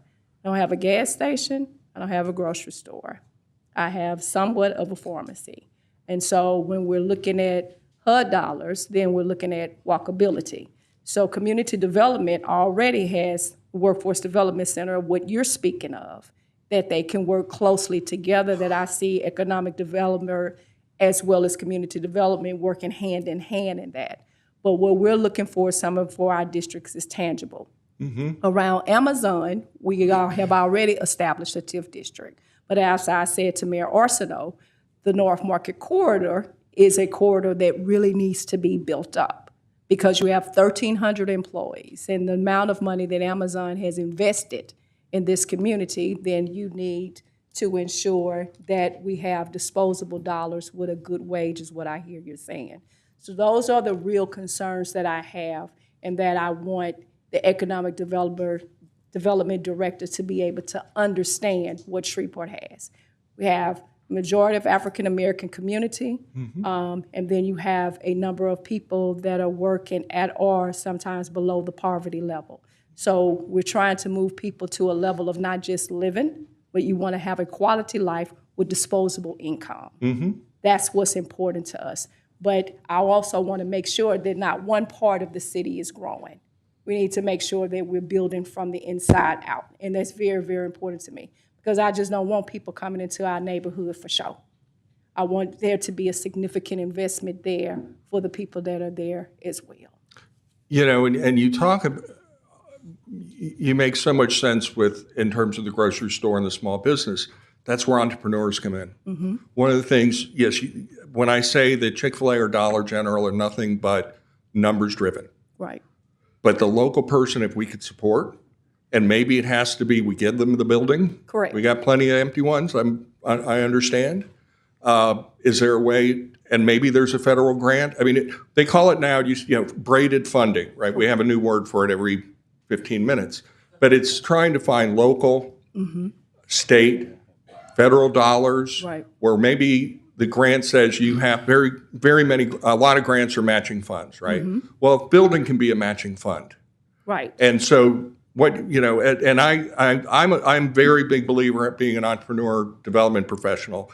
As opposed to having somebody make $11 an hour in a Dollar General, they own their own store. And then their kids own their own store. Right.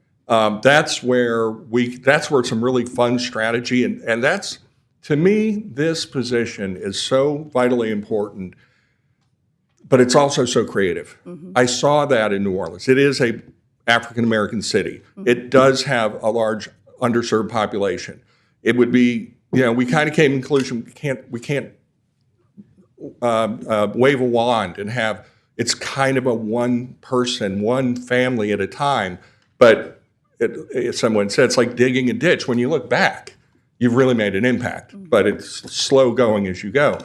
I think getting the culture where people really believe, and one of the things that we did, some of our trainings, we didn't have them on college campuses. They even have Xavier, they have Dillard. They're not comfortable for most people. We had them in community centers. We had them in their community. We had them in their churches because that was the center of many communities. So the outreach into those population areas is key.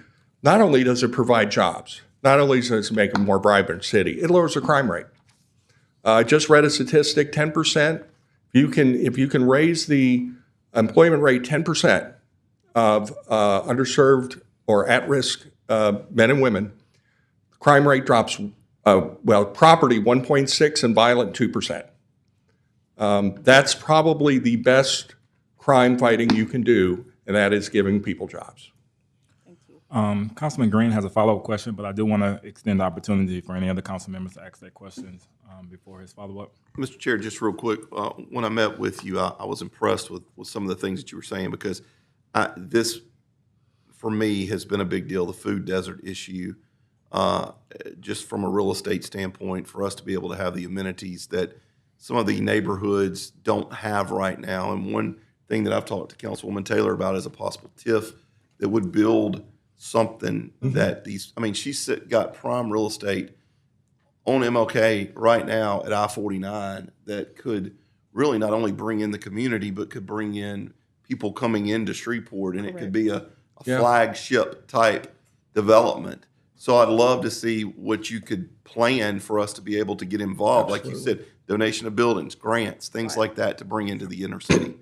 Now, the other part that I'm very passionate about as well is we need help in the city of Shreveport to be able to retain the businesses that we have. Correct. We have a real issue with a lot of red tape. Yes. A lot of people get mad, and I had a call just on the way up here today with someone that's trying to build their business and is running into a roadblock after roadblock. And it's as simple as our ABO and liquor license, all the way down to building and everything. It's just a lot. And we have really good department heads. We have really good people working for the city. but we need somebody to be the coach of that. And I would like for your department to come up with a plan of what can we do to have a one-stop shop. If I want to come in here and open up a restaurant, or if I want to bring a large Total Wines or something like that, who is the one-stop person I can go to Right. that's going to hold my hand, walk me through it, and do it in a time frame that doesn't get me frustrated and say, I'm done, I'll go across the river. So that is probably one of the most important things you can do right now. It's the fastest thing you can do right now, too. And luckily, with a mayor who I hope will back me on all these things, one of my abilities, I'll call it, I was the fixer in the newspaper business. When I was brought into a paper, and what I found was, oh, we have to fill out this form because in 1956 somebody did this, so therefore I'm a big believer in if it doesn't create value, it's got to go. And someone's got to be accountable. I mean, government tends to be a black hole a lot of times, and I'll transfer here, transfer you there. One, I expect to probably get a lot of those calls, but two, I also really plan on almost becoming a client, becoming a builder, and saying, okay, if I was to go through here, where's the bottlenecks? Why is it sitting 2 weeks here when it should just be signed and moved through? But I will tell you, those changes aren't necessarily easy to make. This is a bureaucracy. And so making those changes, I don't want to say they'll take time. I'll tell you they'll take a lot of effort. But I'm a big kind of a person that doesn't let go. So they'll get changes. And I think that the mayor and every one of us sitting up here ran to try to make it easier to do business and to grow Shreveport. And what I don't want to grow, though, is while you're doing this, I don't want to grow a fiefdom in economic development like happened last time with 15 employees and they're all sitting up there.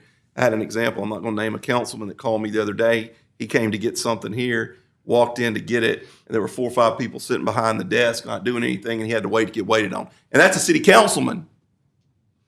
Everybody's sitting there looking at him. I mean, that's something that we have really, really got to get under control. I have heard that there's a very nearby city that makes it a lot easier to do things. We have to get there. We have to be somebody that, in Arkansas, the Secretary of State's, you can call different, and you get put on hold and you get transferred. Secretary of State's office picks up the phone and answers your question. People are floored. They don't get transferred. Right now, I'm the department. And probably for a good part of the foreseeable future, I will be the department. If someone's not accountable for it, it doesn't get done. I will tell you when I was in, and I don't mean to, I'm just drawing on past experience, not trying to compare you to New Orleans. But we were trying to make a FDA kitchen in an underserved area where people could manufacture food and sell it. We found the short of it is we were this close to having it, and we got COVID, and I moved to Fort Smith, and I called the economic development director about a month ago, and he said, since you left, nothing's moved, because nobody was in charge of it. Nobody was accountable. I'll be accountable. Good. So I have one question, then we'll finish up with Vice Chair Green to close this out. And I don't want to put you on the hot seat before the confirmation for tomorrow, but Councilman Butcher alluded to, can you do this job by yourself? And to give you a background story, this council fought to keep as much funding for this department as possible. We need to know, can you do this job by yourself? And if you're not able to answer that today, that's fine. But we don't want you to not come back to us if there is a problem. I can start this job by myself.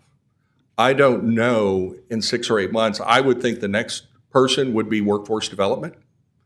You also have a cultural economy here that could be really, especially with Curtis Jackson, who my wife cannot wait to meet. She just hopes he comes and she can meet him. You have that's the seed of something that could be really big for this city. Put this city on the map. Training kids how to work music boards, how to do production, how to set up studios. That leads to film. That leads to commercials. You've got a real a seed that could grow very, very big here. Trust me, we work really hard. Excuse me? We work really hard for that. Yeah. Because we understand the film I've heard. industry here. Yes. And that was a great win. So I will not. I do have a bit of a problem with delegation sometimes. I roll up my sleeves. It comes back from my upbringing in the newspaper business that nobody starts as a publisher. You start by throwing newspapers, writing for the newspaper, selling advertising, and you work your way up, and you know everything of how to fix everything. So if there does come a time where there will be people needed to build a real staff to make this work, I'll come back. But I'm going to know everything there needs to be done before I look at that. Thank you. Vice Chair Green? I'd just like to make a request that after, whenever the confirmation is, that one, you would talk to Councilman Butcher as to who is the developer in his district, because his district has, and it was once just woods, just whatever. Right. His district has a whole city. All they need is some money, and they could have their own city tomorrow, because they got everything out there. He allows me to come there and get some ginger ale. I meet him at the line and escort him in and escort But him his out. district is a model You say you that you escort me. could talk to whoever, and I'm sure he knows whoever developed that. They got a whole city out there, and it's growing. They out there. They breaking up land right now to build some other stuff. So I'd like that you would get with him to find out how that came about, and also on the edge of my district, Councilwoman Bowman, they building up there. My district is right in the middle. There's nothing being built, and we just need some help. So Yep. if you would get with those two to find out who is the person or persons who, whatever happened to cause this energy to come in their district, it would really help me out. Absolutely. And don't forget, we have Cross Lake and the Red River. Excuse me? We have Cross Lake and the Red River. Because the only thing Council Bush had to do is come to the city to work. Other than that, they don't have to come to the city for nothing. Come down here and pay my taxes. That's it. Well, I plan to be with everybody a lot. I'm going to be doing, I know I sound like I talk a lot, and I do, but I'll be doing a lot of listening, because I don't know your districts. I don't know what you need. The mayor's wife gave me a book of the history of Shreveport, and I didn't know. I didn't know the Sanger brothers were from here. I didn't know that, I was reading going, wow, Trust this me, is you a gonna big learn a lot. deal. You're going to learn a whole lot. Yeah. So I appreciate your consideration. I hope to be your next Director of Economic Opportunity, and thank you. Thank you so much. Thank you. We'll definitely consider you for tomorrow. Mr. Mike Corbin, will you please come on up?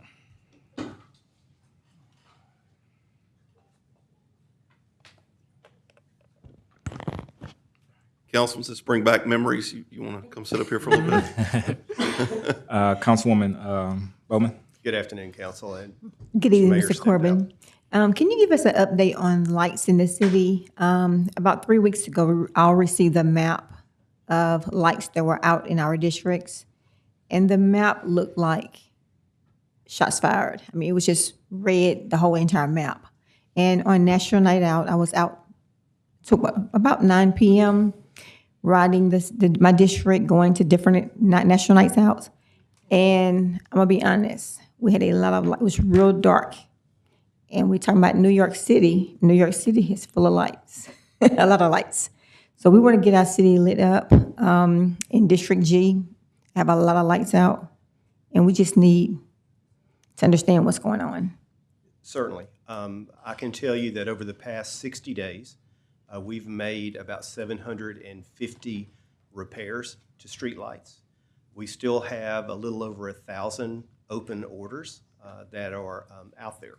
Some things we've done internally in the past 2 months is we now have a dedicated coordinator to work streetlights. He has 2 assistants as well, and that is to both take orders that come in that if a customer calls a customer care line, if they go online or use the app to report it, or if one of you emails me and reports a light out. So they're keeping tabs on that. We have a number of employees that were sent to Florida and then sent to Virginia following Hurricane Helene. Now we have that group and some more that are on their way to Florida to deal with the aftermath of Milton when it comes through later this week. We do have a streetlight blitz, for lack of a better word, planned. We wanted to do it a couple of weekends ago, but Hurricane interfered with that. Tentatively, we have it set for Friday, Saturday upcoming, and it'll be all hands on deck to try to get this backlog of orders cleared. As you know, and we've talked about before, not to push anything off on somebody else, but some of the lights SWEPCO maintains, some of the lights the city maintains, and I know the city is actively working through getting their lights burning as well. There were some lights out on I-20 on Hearn Avenue that we played a part in. That's been repaired. Okay. And I think also at around the Pines Road exit, we had to hang some new wire there and got that going. But we're certainly aware. There's about 32,000 streetlights that we maintain in Shreveport in the city limits. That's a large number. And just as we have staffing available and working around weather and deployments of our staff, we're aware of it and we're working on it every day.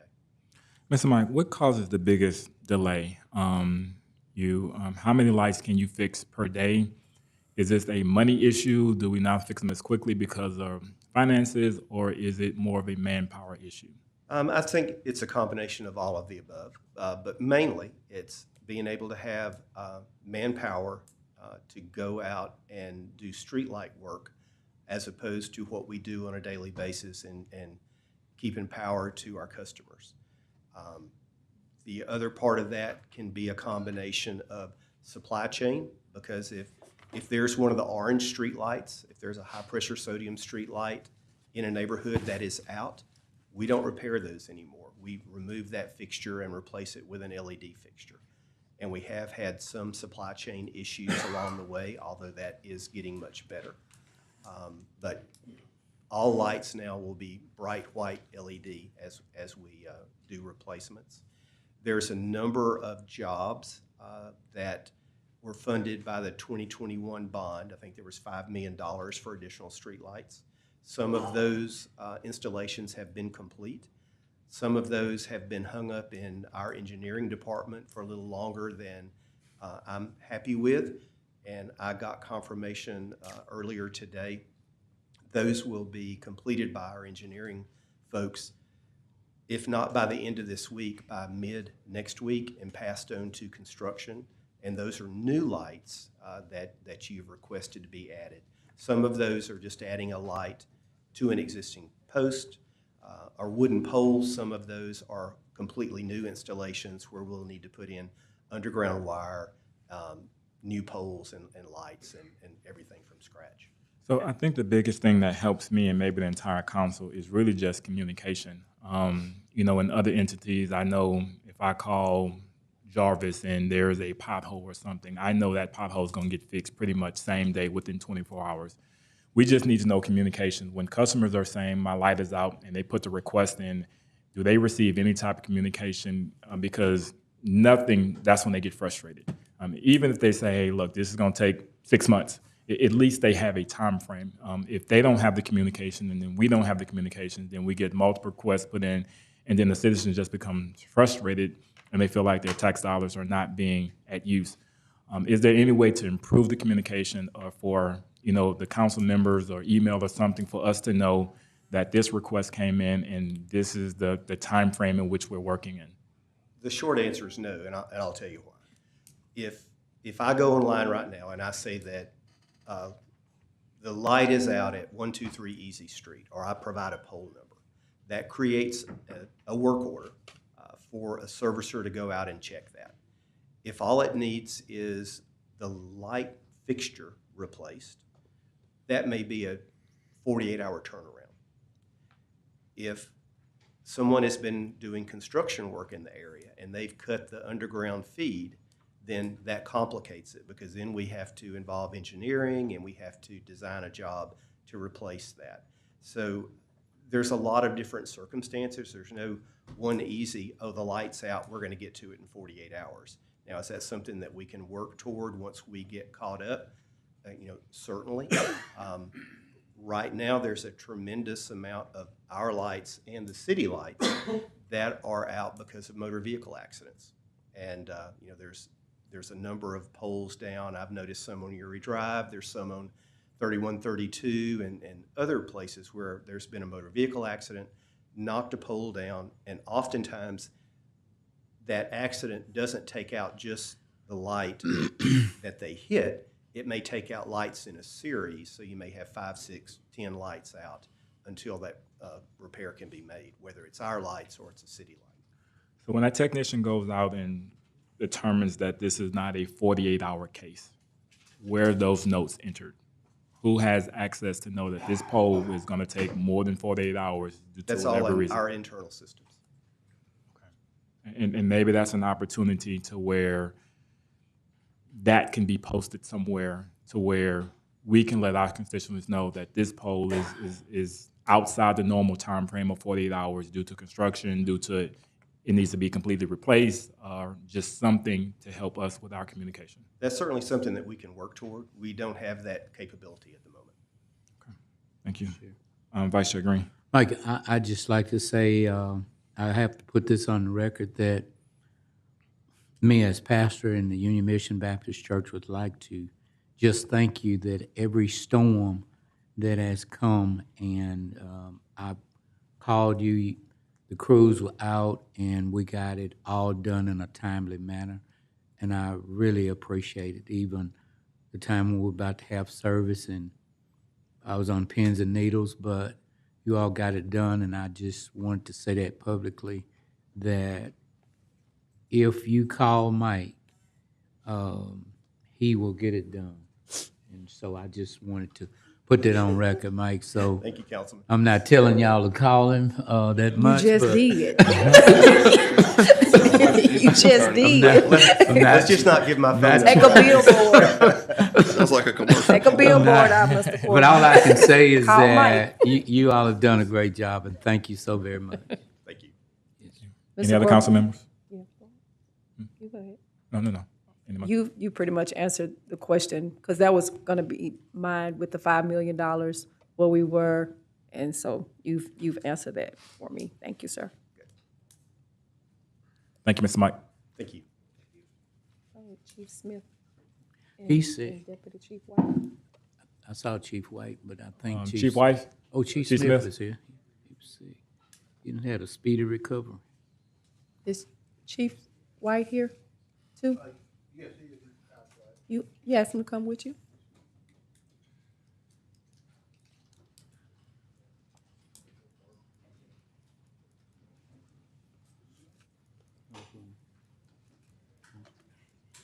Alan Ho, long way.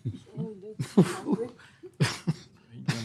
ain't even got to the agenda yet. We ain't even got, he ain't even got, Alan ain't even got to the agenda yet. We just on number, Gary gonna order some to eat. we just on number 3. We're here. Thank you, Chief Smith.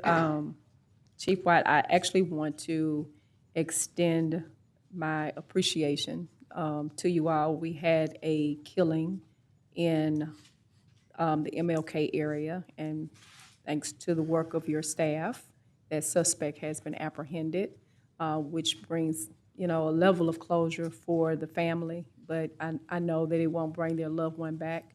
But I appreciate the work that you all and your staff did on this case. The young man that died was, I don't know how to put it into words, but every time that you would go to Tumanella's and then he would call your name, you were just happy. You were just happy. And the way that he was murdered was senseless. And so I thank you for all of the work that you all have done. Thanking you all for this closure rate that we're having right now. And so I just wanted to extend that to you all publicly. Oh, thank you very much. Appreciate it. Vice Chair Green. Also, Chief, there was a killing in my district last week, I believe, on Singletary. Whenever you all find out some information about that, would you give me a call? I certainly will. We are They're close. close. Thank you, close. Chief. I'm glad you're feeling better. Did that formula work that I gave you? Did it work? Absolutely. I grow wild mullein out in my wife's flower bed. So thank you for the old time remedy. It works good. You know that mullein will give you a high. Well, I'm just playing. I'm just playing. That's why you feeling real good right now. It's natural, Chief. It's natural. I'm with you. I'm just- I'm with you. Glad to know you're feeling better, Chief. Thank you, sir, Thank you, very sir. much. Thank you, Chief. Oh, and thank y'all for that. I did want to tell you all this. I don't know what was going on last night around Ford Park and then Jefferson Page, but there were a number of individuals that were At the drag gas racing. station. Yeah, and they were at the gas station and just having a field day. The music was loud and everything. So if we can, I'll be glad when daylight savings time comes. If we could check that area on next Sunday, I greatly appreciate that. We own it. Okay, Absolutely. thank you. And Councilwoman Taylor, Yes. we're gonna go ahead and escort Ms. Glover out for having Yeah, her jersey please, on today. please go ahead on. No, sir. Last 20 seconds. Well, please escort. Miss Glover, if you was able to move a little bit closer, I would escort you up. That's okay. But I see what's going on. We're hoping these long meetings because the Saints play tonight. And giving her more airtime. So we're gonna try to keep this meeting moving along. Go 'Cause ahead. everybody don't want to see this big game tonight. Mr. Mayor, do you have any awards won. recognition of distinguished guests not to exceed 15 minutes? I don't, other than to let you know that Ms. Delat and Ms. Erb and Ms. Peters are here in case you have any questions. Ms. Hall was unable to be here because she had to be in court this afternoon. But those are the other appointments that are in front of you for confirmation tomorrow. Thank you. Mr. Mayor, do you have any other communication relative to the city business? I do not. Thank you. Reports, do we have any reports for Mr. Green, property standards? Mr. Chair. Mr. Green, I don't know if this is yours or if it's Public Works, but that sign I called you about the other day on Shreveport Barstow Highway going into the, whatever those Jolie apartments, it's worse than it was. It's covering, it's just horrible. So I don't know who that land belongs to, but if we could cut it, somebody, it would be nice. Sorry. Tempo, I got you. Thank you. All right, thank you, Mr. Green. Session today. Mr. Dart, would there be any legislations added to the agenda today? No, Mr. Chairman. Mr. Chairman, if I may, we have one. if I may, there is a possible item while we are here at the meeting. I received the memorandum concerning an election to the Fire and Police Civil Service Board of the fire representatives. I had received a request that when I got that to ask for the council to set a special meeting, which of course is too late for you to do tomorrow. So I will visit with you after the meeting to see whether it is the pleasure of the council to suspend its rules, to add something.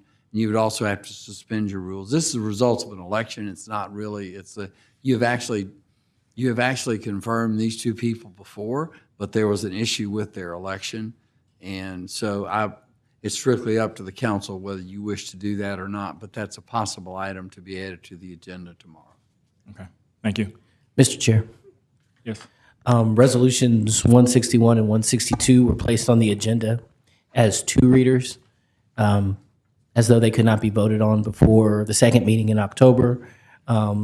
That was an error. They should have been placed on as one readers, as though they could be voted on tomorrow. And so what we'll do tomorrow is in the section where we add new matters, I would ask that the council vote to move those from a one reader to a two reader with an additional opportunity for public comment so that we can keep moving on those matters. Does that vote has to be unanimous? That's correct. Thank you. Today, we will hear public comments on non-agenda item and agenda item only. I do want to apologize for getting to this section at 4:55, but I do appreciate you staying to have your matters be heard. Vice Chair Green, do we have any requests to speak? Yes, sir. Mr. Roy Rochelle.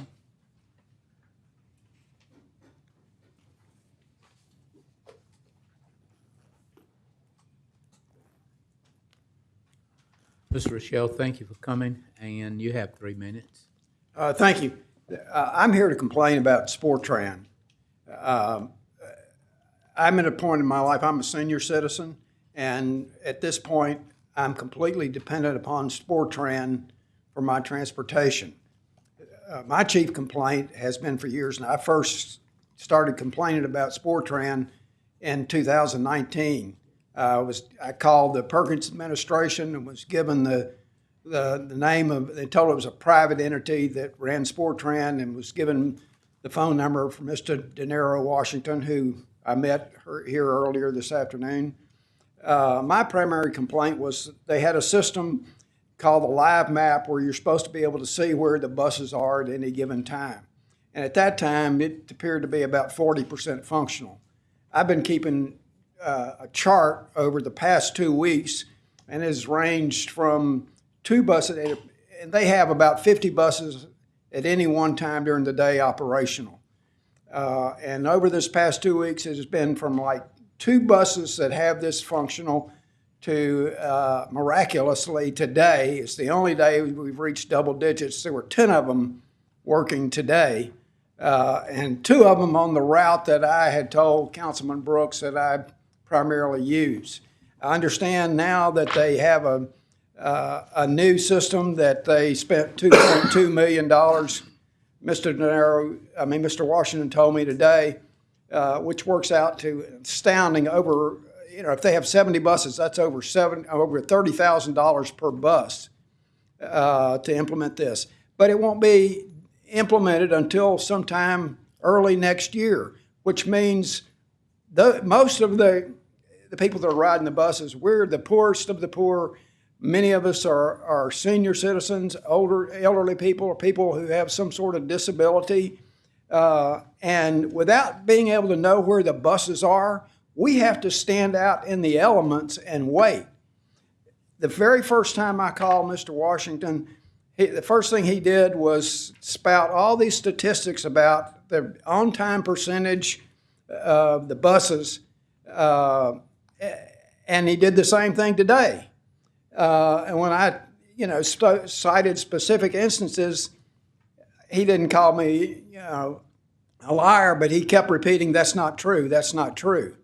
And he'd pull up this, I guess, kind of like a spreadsheet of all these statistics. I've had over 40 years experience in digital communications, and I can tell you, if you're looking at, a digital data stream, it's all about how that's verified. Anybody could produce data. So what I'd like to know Mr. Michelle, is, thank you for coming. Your time is up. okay, thank you. Yes, sir. Hello, I have a question. Mr. Chairman, Go ahead, Sir. Councilman Brooks. I'm sorry. Mr. Rochelle and I've had several conversations, and I spoke with Jimmy Thomas, the deputy director, and I believe the entire system is being replaced. Right. They've had issues for the last 3 or 4 years. You are correct. It'll be after the first of the year.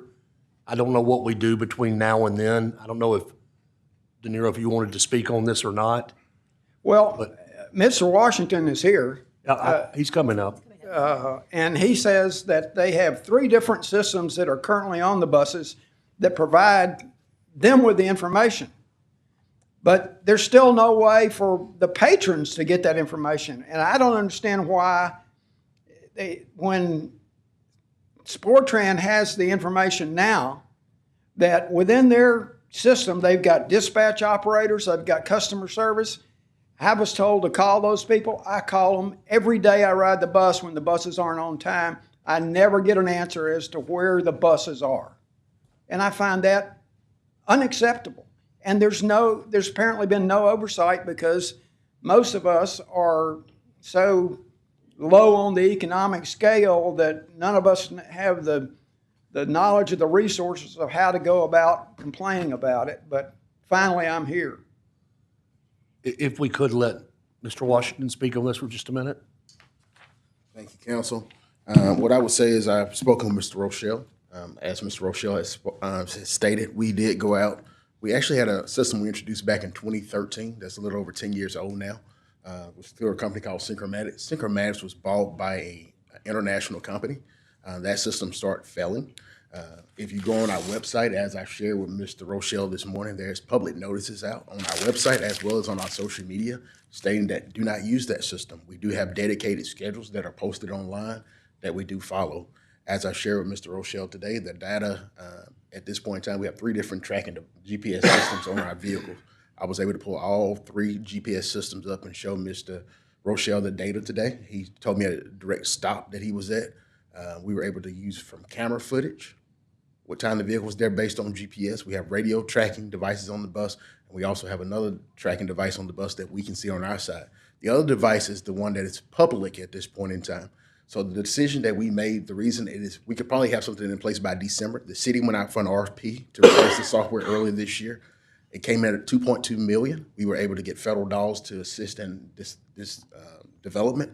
But the main thing we didn't want to do is the majority of our fleet is being replaced. So it would be crazy for me to put $30,000 worth of equipment on old buses to replace. Our new fleet would be in between February and March of next year. So we thought it would be a better, sensible solution to put the equipment on the new buses versus putting it on the old buses at this point in time, wasting funds. So we do sympathize with Mr. Rochelle, and we do understand that people want the tracking device. But that's why we were trying to be proactive to go out and get this information and bring in at this point. One of the things, as I showed Mr. Rochelle earlier today, is I'm looking at this data. We have KPI meetings. I can tell when something is happening. I've asked for his phone number. I've shared that I will come out personally and meet with him, whatever stop he's at. I'm not sure why he's having these issues that he's having, but it's my job to figure it out. And I committed that to him today, and that's what I plan to do. Councilwoman Bowman. So Mr. Rochelle is having a problem waiting for the bus he's waiting for? Correct. He said he had a problem at Uri Drive, and what I've told him is that buses are there every 30 minutes. The majority of our stops are between 25 and 30 minutes, unless you're in some of the further outlying areas. It's about every 45 minutes. And he said he called in and asked for inbound stops, outbound stops. Nobody can give him the information. It's a dedicated schedule even posted online, so I'm not sure why they can't give him the direct time. He's having a lot of issues that I don't understand. My director of transportation, Mr. Johnny May, is in the audience with me as well. He's spoken with Mr. Rochelle. I'm not sure why he's having so many issues, but I'm committed to trying to figure out. But the dedicated schedules are posted online. And I will tell anyone in the public at this point in time, our Where's My Bus system is not to be trusted at this point because it is having issues and having glitches. He stated the drivers are turning them off. The driver don't have the ability to turn the equipment off, even though he says that's happening. I'm not sure all the different stories I'm hearing, but it's my job to get to the bottom of them. I will. We'll address it. But the biggest change is the $2.2 million of federal dollars we're spending to put the new equipment to replace this entire system and give the citizen a more advanced Mr. Washington, with that dedicated schedule, the buses within there they have a window, like with a 5-minute window, 10-minute window? So if you stand at any bus stop, and majority of the bus stops, if you stand on them, they're there every 30 minutes. The buses are normally in the terminals on the 15s and 45s. So we normally have 2 buses on each route that goes out and circulate the routes. So if you're there with the 2 buses, you normally would see a bus in every 30 minutes. So if you're at our terminal, normally on a 15 or 45, you'll probably see a lot of buses there. You know, one of his complaints was we had buses chasing down the street. He didn't understand that. He referenced 2 different routes. You had the Howland route and you had the Erie Drive route. At the end of the day, if they're coming down Stoner and they're coming into the terminal, that is a major thoroughfare. Like if you used to stand downtown, you would see 15 buses circling around. So there are things that happen that he may not understand that we are looking at. But one of the things I think if anybody knows anything about me, I'm probably pretty data driven, and everything that I do is on data. Whether I'm sitting at my desk or I'm looking at my phone, I was able to pull all the data up, the cameras and everything, and show him, based on his location today, exactly what time the bus was there. So You didn't show me any cameras. well, I asked you that you want to see them. You said that was good. Mr. Rochelle, do you need help with knowing what time the bus get there? Is that the problem? Yes, real time. And he I cannot give you real time data until the real time system is put back in place. I'm not going to have my staff, we make about 11,000 trips for passengers each day. So we do have data that we get from other sources, but it would be unfair to tell my staff that for 11,000 people, we're going to give real-time data of the vehicles. As long as we have dedicated schedules, which about 50% of the transit systems in the country has at this point in time, it will provide you the time to be at the stops, or at least an estimate of the time to be at the stops. But when we get back to real time, this system operated almost 80 years before we put real-time data in place with the schedules we still have posted online now. So I realize it isn't a challenge and people get used to technology, but at the same point in time, I think everyone wants me to make the most wise fiscal responsibility with the funding that we're giving. I think I was trying to get the understanding that he had the schedule. There is. If you go on online and go on the schedules, it's posted there. Matter of fact, if you want to really get technology increase and you want to figure out what's going on, we're integrated with Google Maps and Apple Maps. Put the address in where you're at and address where you want to go. It'll tell you. Just choose the transit option. You don't have to even go to schedules and maps. It will show you that based on traffic patterns and all that great data.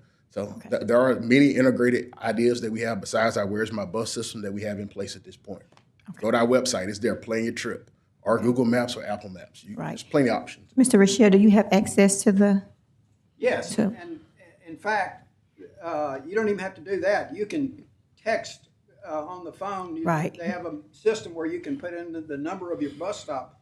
But what you get back is the original printed schedule, estimate of when the bus is going to be there. And many times that's way off. Several times within the last 2 weeks, I think it's 2 or 3 times, I've been on a bus on the Uri Drive route that got so far behind that one time we were at the far end of the route, LSU Shreveport, and the bus driver told everybody on the bus, if you don't want to go all the way back to the terminal, get off here because I'm so far behind, we're going to go back to the terminal to try and catch up. Another day, there were 2 buses on the Uri Drive route. Numerous times they get so far behind that they're almost literally nose to nose. And what they do is, what they did in that instance, the bus went back to the terminal and spent about 10 or 15 minutes at the terminal, and then it comes back. Instead of stopping and picking up passengers, I had them wait another 5 or 10 minutes for the other bus because that driver told me he was trying to go back and get on schedule. Right. So to hear that they're always on schedule, when the winter's coming up and you have to stand out in the freezing cold and the rain, if you can't get, I mean, it's ridiculous that in this day and age, the buses have 2-way radios. You can call into customer service or the dispatch unit, and they can supposedly contact the drivers on the radio, but the last 6 or 8 times I've called, they've not been able to get the drivers to respond. So let's just be clear. Our dispatch center is not going to call a bus to figure out what the real time of the vehicle is. Matter of fact, if you go in my dispatch center, they have real-time cameras. They can see directly where the buses are at. They don't have to call the drivers. But at the end of the day, what they are going to give you if you call in is going to give you the static data time for the vehicle at this point in time because our Where's My Bus system is not working. As soon as that system is up and working, same as with the text alert system, when you used to text the number, it would send you a real-time number of the bus. At this point in time, it's giving you the scheduled time of the bus versus the real-time data of the bus. That is, it's heartache at this point in time because I can't give them the real time of the buses. I can't do anything about that till next February or March, and we've already spent $2.2 million to address that issue. Vice Chair Green.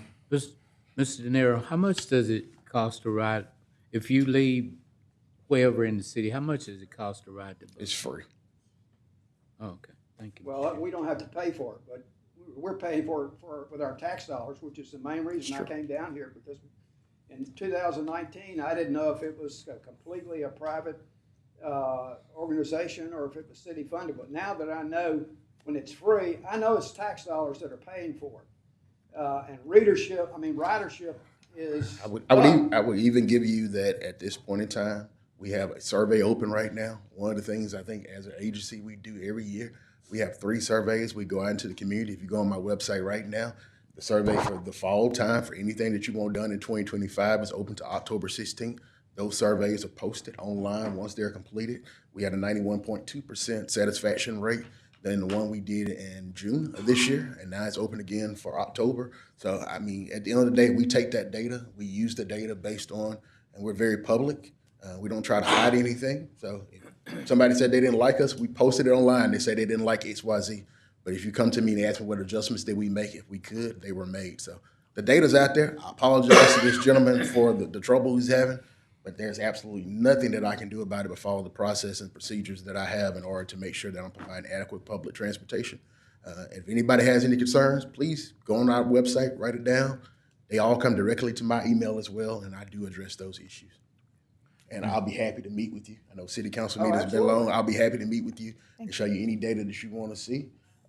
No, I'll have you come out and meet me, like you said, to ride the buses and let you experience in real time. I ride the buses all the time. Your schedules are a joke. Okay. We do appreciate you, sir. Well, I understand. I appreciate the buses there, but, Thank you, De Niro. but I wish that we could get some accurate information.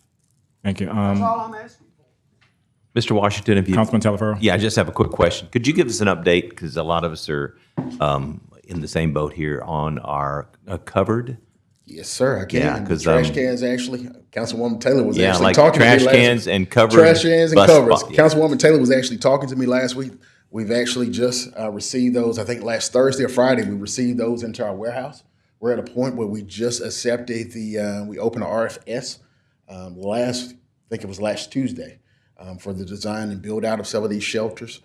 So it's a major effort right now. It's about 400 new shelters, about 150 new benches that are going in, and we have started receiving those at this point. So soon you will start seeing them going out. I know it's been a big effort of yours for a while, but we're there now. All right, we appreciate it. Thank you Thank so you. much. Thank you. Thank you. Do we have any other requests to speak, Vice Chair Green? Mr. Versa Clark.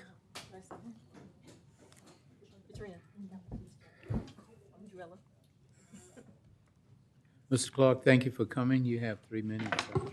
Thank you. On March 2019, I was in front of this body proposing, of all things, police substations. At that particular time, I had some advantages, disadvantages. I think that the one successful one that we had was in San Diego. Ben Raymond was police chief at that time.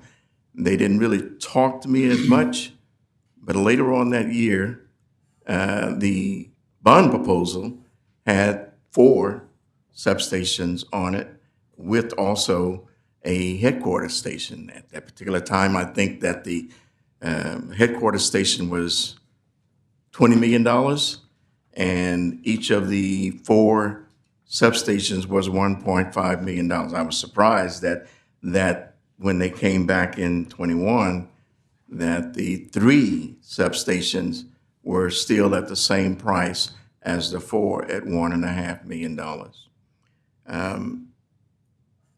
I'm just trying to find out, because I was really concerned that Cedar Grove was supposed to have been getting one of those substations, and I'm still waiting for that substation. When Mayor Perkins and his administration came through for the 2021 bond proposal, we gave them a number of locations. One of those locations we thought was very prime was right across from Fire Station number 9. And there were some problems with, I guess, it wasn't enough property, it wasn't large enough or whatever, you know.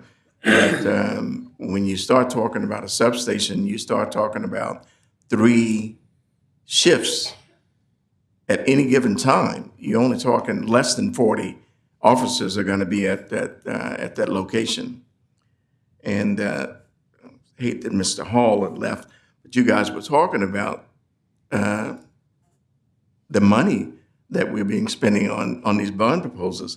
And one of the things that did come up was I was told that there was a state statute that said that even though this was taxpayer money here, that the bidding on those projects could be some company in Texas or New Mexico or Arkansas or whatever. I don't understand that. Maybe we need to change that state statute. Thank you.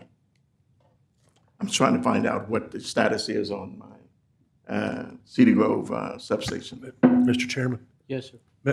Councilman Brooks.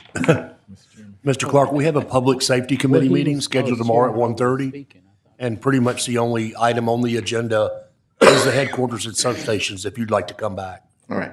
Thank you. Vice Chair Green, any more questions? No, sir, that was it. We will have executive appointments considered tomorrow. There are no items on the consent agenda or introduction or to be adopted. Mr. Dar, would you please proceed with regular agenda legislation? Yes, sir, Mr. Chairman. 128, 139, 140, and 141 are all requests to connect to the water and sewer system. They're all on Wallace Lake Road, and I believe Councilman Butcher would like to see those postponed one more meeting. There's been some discussion about trying to come up with a strategy toward annexing what we could annex along those, and he'd like to see that done before we actually move on these four. Is that correct? I think that we need to come up with some way to start holding these accountable. It's not, it's like Mr. Dark and I were talking, Mr. Daniel and I were talking, it's not a water supply issue for us. It's the maintaining of the lines going to it. And most of these are concurrent with Wallace Lake Road, which abuts city property already across the street. So it may entail us annexing portions of Wallace Lake Road to make it concurrent. But I think that we need to really start looking, and we did in the infrastructure meeting, at if they are concurrent or within close proximity, we need to allow them to town. We need to go ahead and annex them. So we're going to postpone it one more time, and hopefully by the 1st of November, we'll have some answers. Okay. Thank you, Mr. Dark. Thank you, sir. 142 is the one that we put on last time, specifying the projects that would be undertaken from the sale of the $88 million in GO bonds. Presuming, given the discussion, that will be postponed tomorrow. 146 is a cooperative purchasing agreement between the city and Parish Caddo because they want to buy a boom truck using our bid price. 147 and 148 are agreements with Paloma Natural Gas. In effect, what they're doing is something that, in effect, generated a piece of legislation that Councilwoman Bowman got passed earlier this year, where some damage was done to Pines Road as a result of a drilling site. Paloma's agreed to pay $50,000, even though there is no legal precedent for them to do so. They did understand that they had done some things, and this is an agreement that would allow us to, or two items that would allow us to accept it so that we can then use the money to do some work on Pines Road in that section. 149 is an assignment. We've had several of these. Cypress Energy Partners gets the mineral board bid and then assigns them to actually be drilled to Paloma Natural Gas. This is another one of those. 151, 2, and 3 are cooperative endeavor agreements between the city and the state of Louisiana for capital outlay projects. 151 is the Amtrak platform and facility. 151 is biopier drainage and recreation. 152 is the University Park subdivision improvements, streets and drainage. 153 and 4 are ones that you will postpone tomorrow because they are subject to public hearing on October 22nd. They're restoration tax abatements for the 624 downtown lofts. We've got two different owners, so we got two different pieces of legislation. 155 is a piece of legislation that Council members Taylor, Butcher, and Bowman have sponsored to encourage MPC to put a moratorium for 6 months on issuance of occupational licenses and certificates of occupancy for liquor store, retail sales of alcohol. So if there are comments, those are y'all's. Mr. Chair, I think we're going to withdraw the moratorium at this point and revisit it after we have a little bit more time to look into it. Mr. Edwards, is that something they do today or would they do it tomorrow? Tomorrow. Okay. All right, 156 is a resolution celebrating the 100th birthday of Cortland Malloy Sr. 157 recognizes October as Breast Cancer Awareness Month, and 158 recognizes October as Domestic Violence Awareness Month. So let's see, I'm supposed to wear either pink or purple tomorrow, is that? Okay, just being sure. And both if I can, yeah. There's a little more purple in my wardrobe than pink, I'm afraid.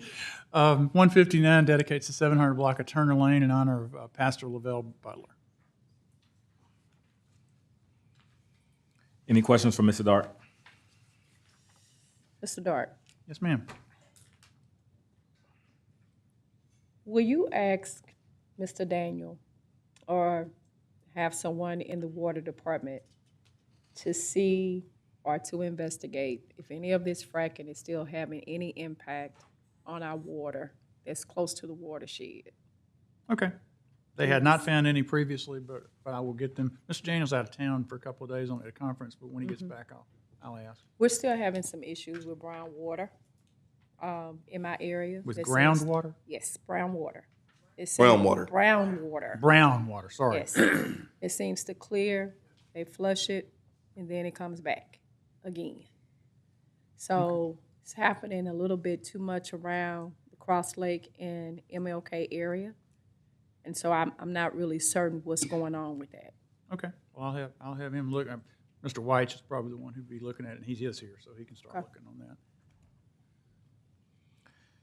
Mr. Dart, would you please proceed with introduction of resolutions not to be adopted prior to October 22nd, 2024? Yes, sir. 160 is the annual resolution that acknowledges that you've been provided and have reviewed the internal municipal water pollution prevention report concerning the city's 2 sewer plants.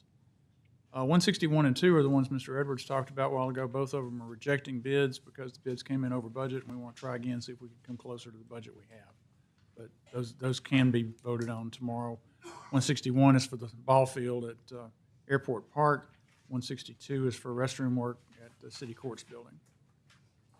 163 is a pipeline right-of-way, another one in a series for CenterPoint Energy for a little small gas pipeline on city property, essentially near East 85th and I-49. 164 is another one of the series of asking the State Mineral and Energy Board to take bids on tracts of land we own. This is, I believe, somewhere around 59 acres in districts F and G, and it's all street right away. So it's not having a direct effect on anybody else. 165 is a CEA between the city of Bossier and us and the Caddo Port Commission. Essentially, it provides a way for emergency water service to be switched between us and Bossier City out at the port if they're having pressure problems caused by problems we have up in the system.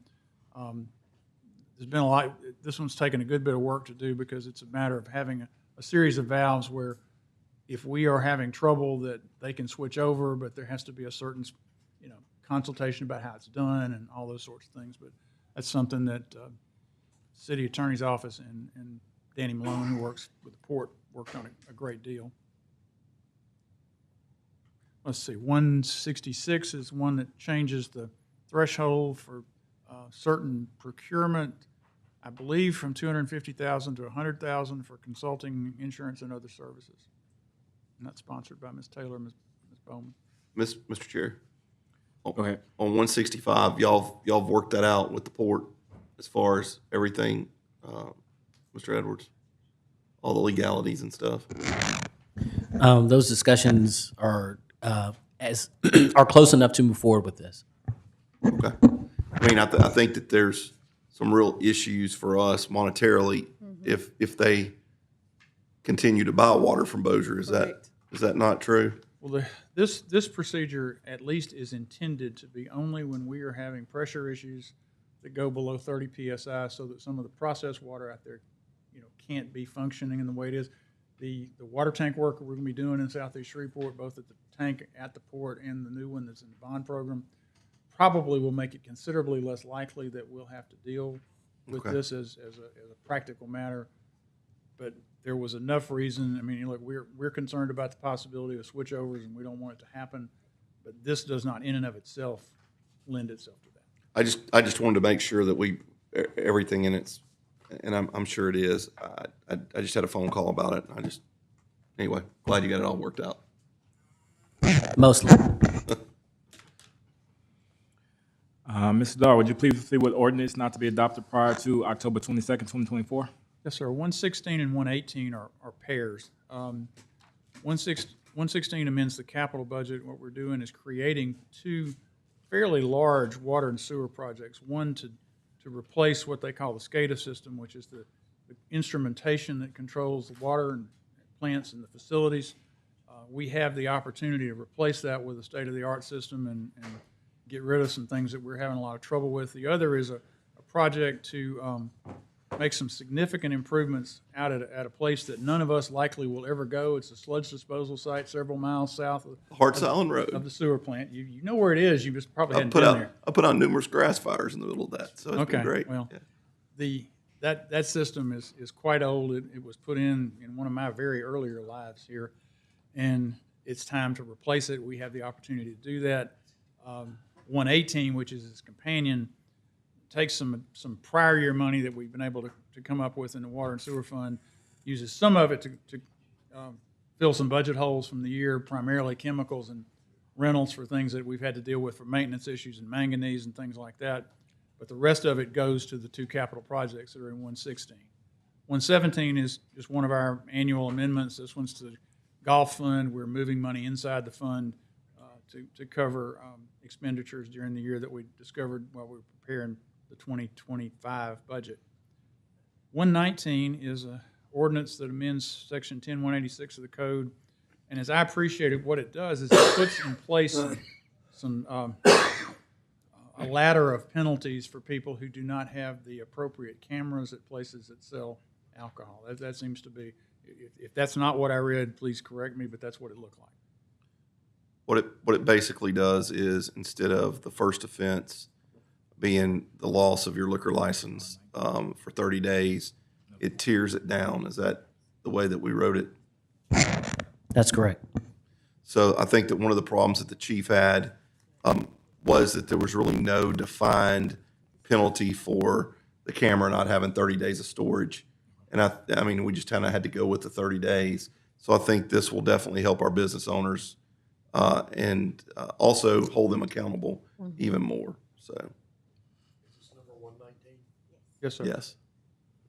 And then 120 through 144 are the 25 budget ordinances you will be considering over the next 2.5 months. On the one for the SCADA system, is that what it's called, SCADA? Yes, sir.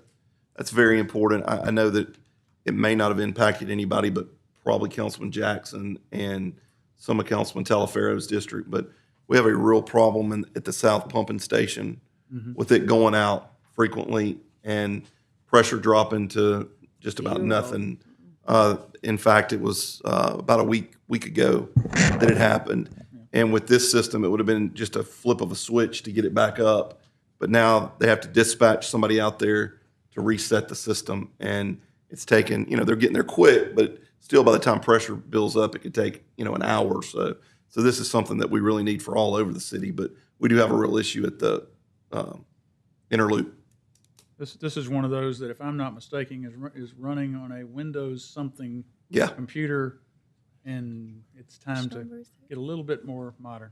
116, I believe. It's 116 and 118. And that's all under that part of the agenda. Mr. Dahl, would you please proceed with ordinance on second reading and final passage? Yes, sir. 40 and 70 were both postponed last time until next meeting. 103 and 104 have been postponed relative to changing some rules about mixed uses in the downtown area. I'm not aware of whether those are going to be ready to go this time or not. 111 is the one that was talked about earlier today relative to authorizing the levying of the debt. 112 is an amendment to the capital budget that basically tries to spend up the last of our ARP money. It puts an extra $1.6 million in the substation project to allow us to assure that we have funding for 3 substations instead of just the 2 we had funding for previously.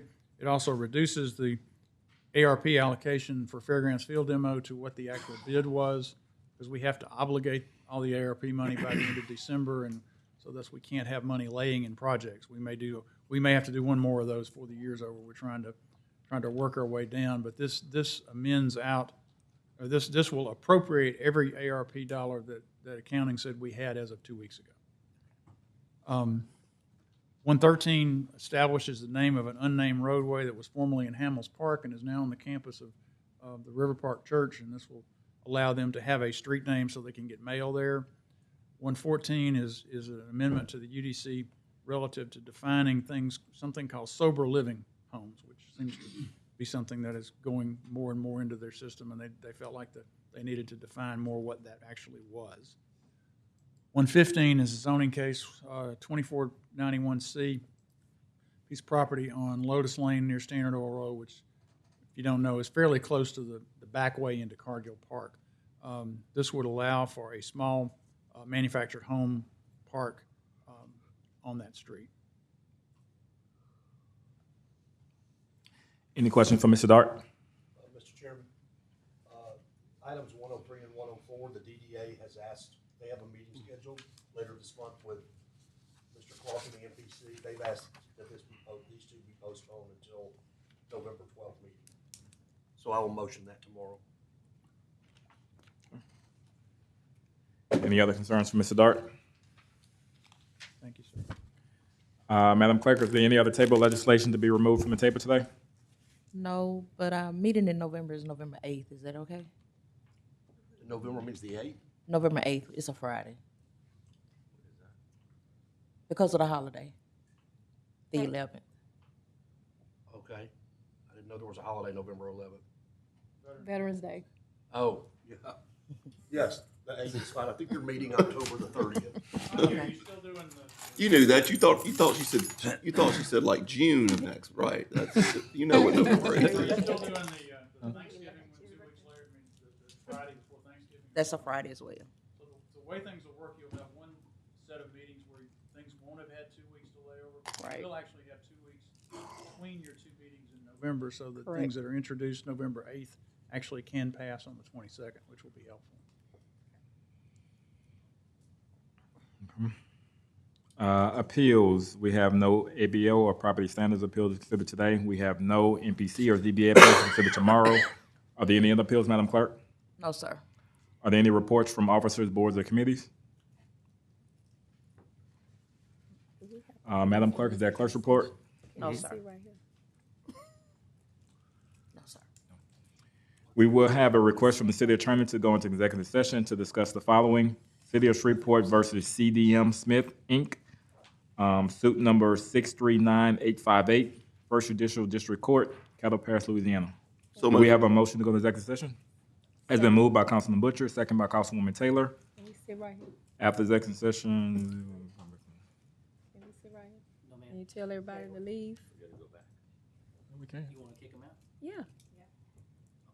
Just go back. If everybody can leave the chamber, please. We got to vote first. Yeah, you need to vote. Yes.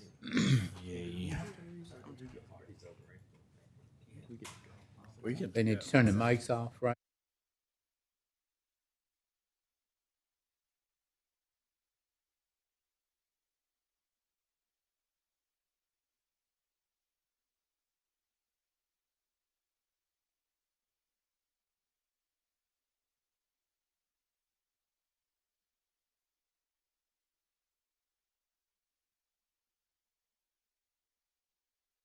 Dwayne, you can turn the mics off.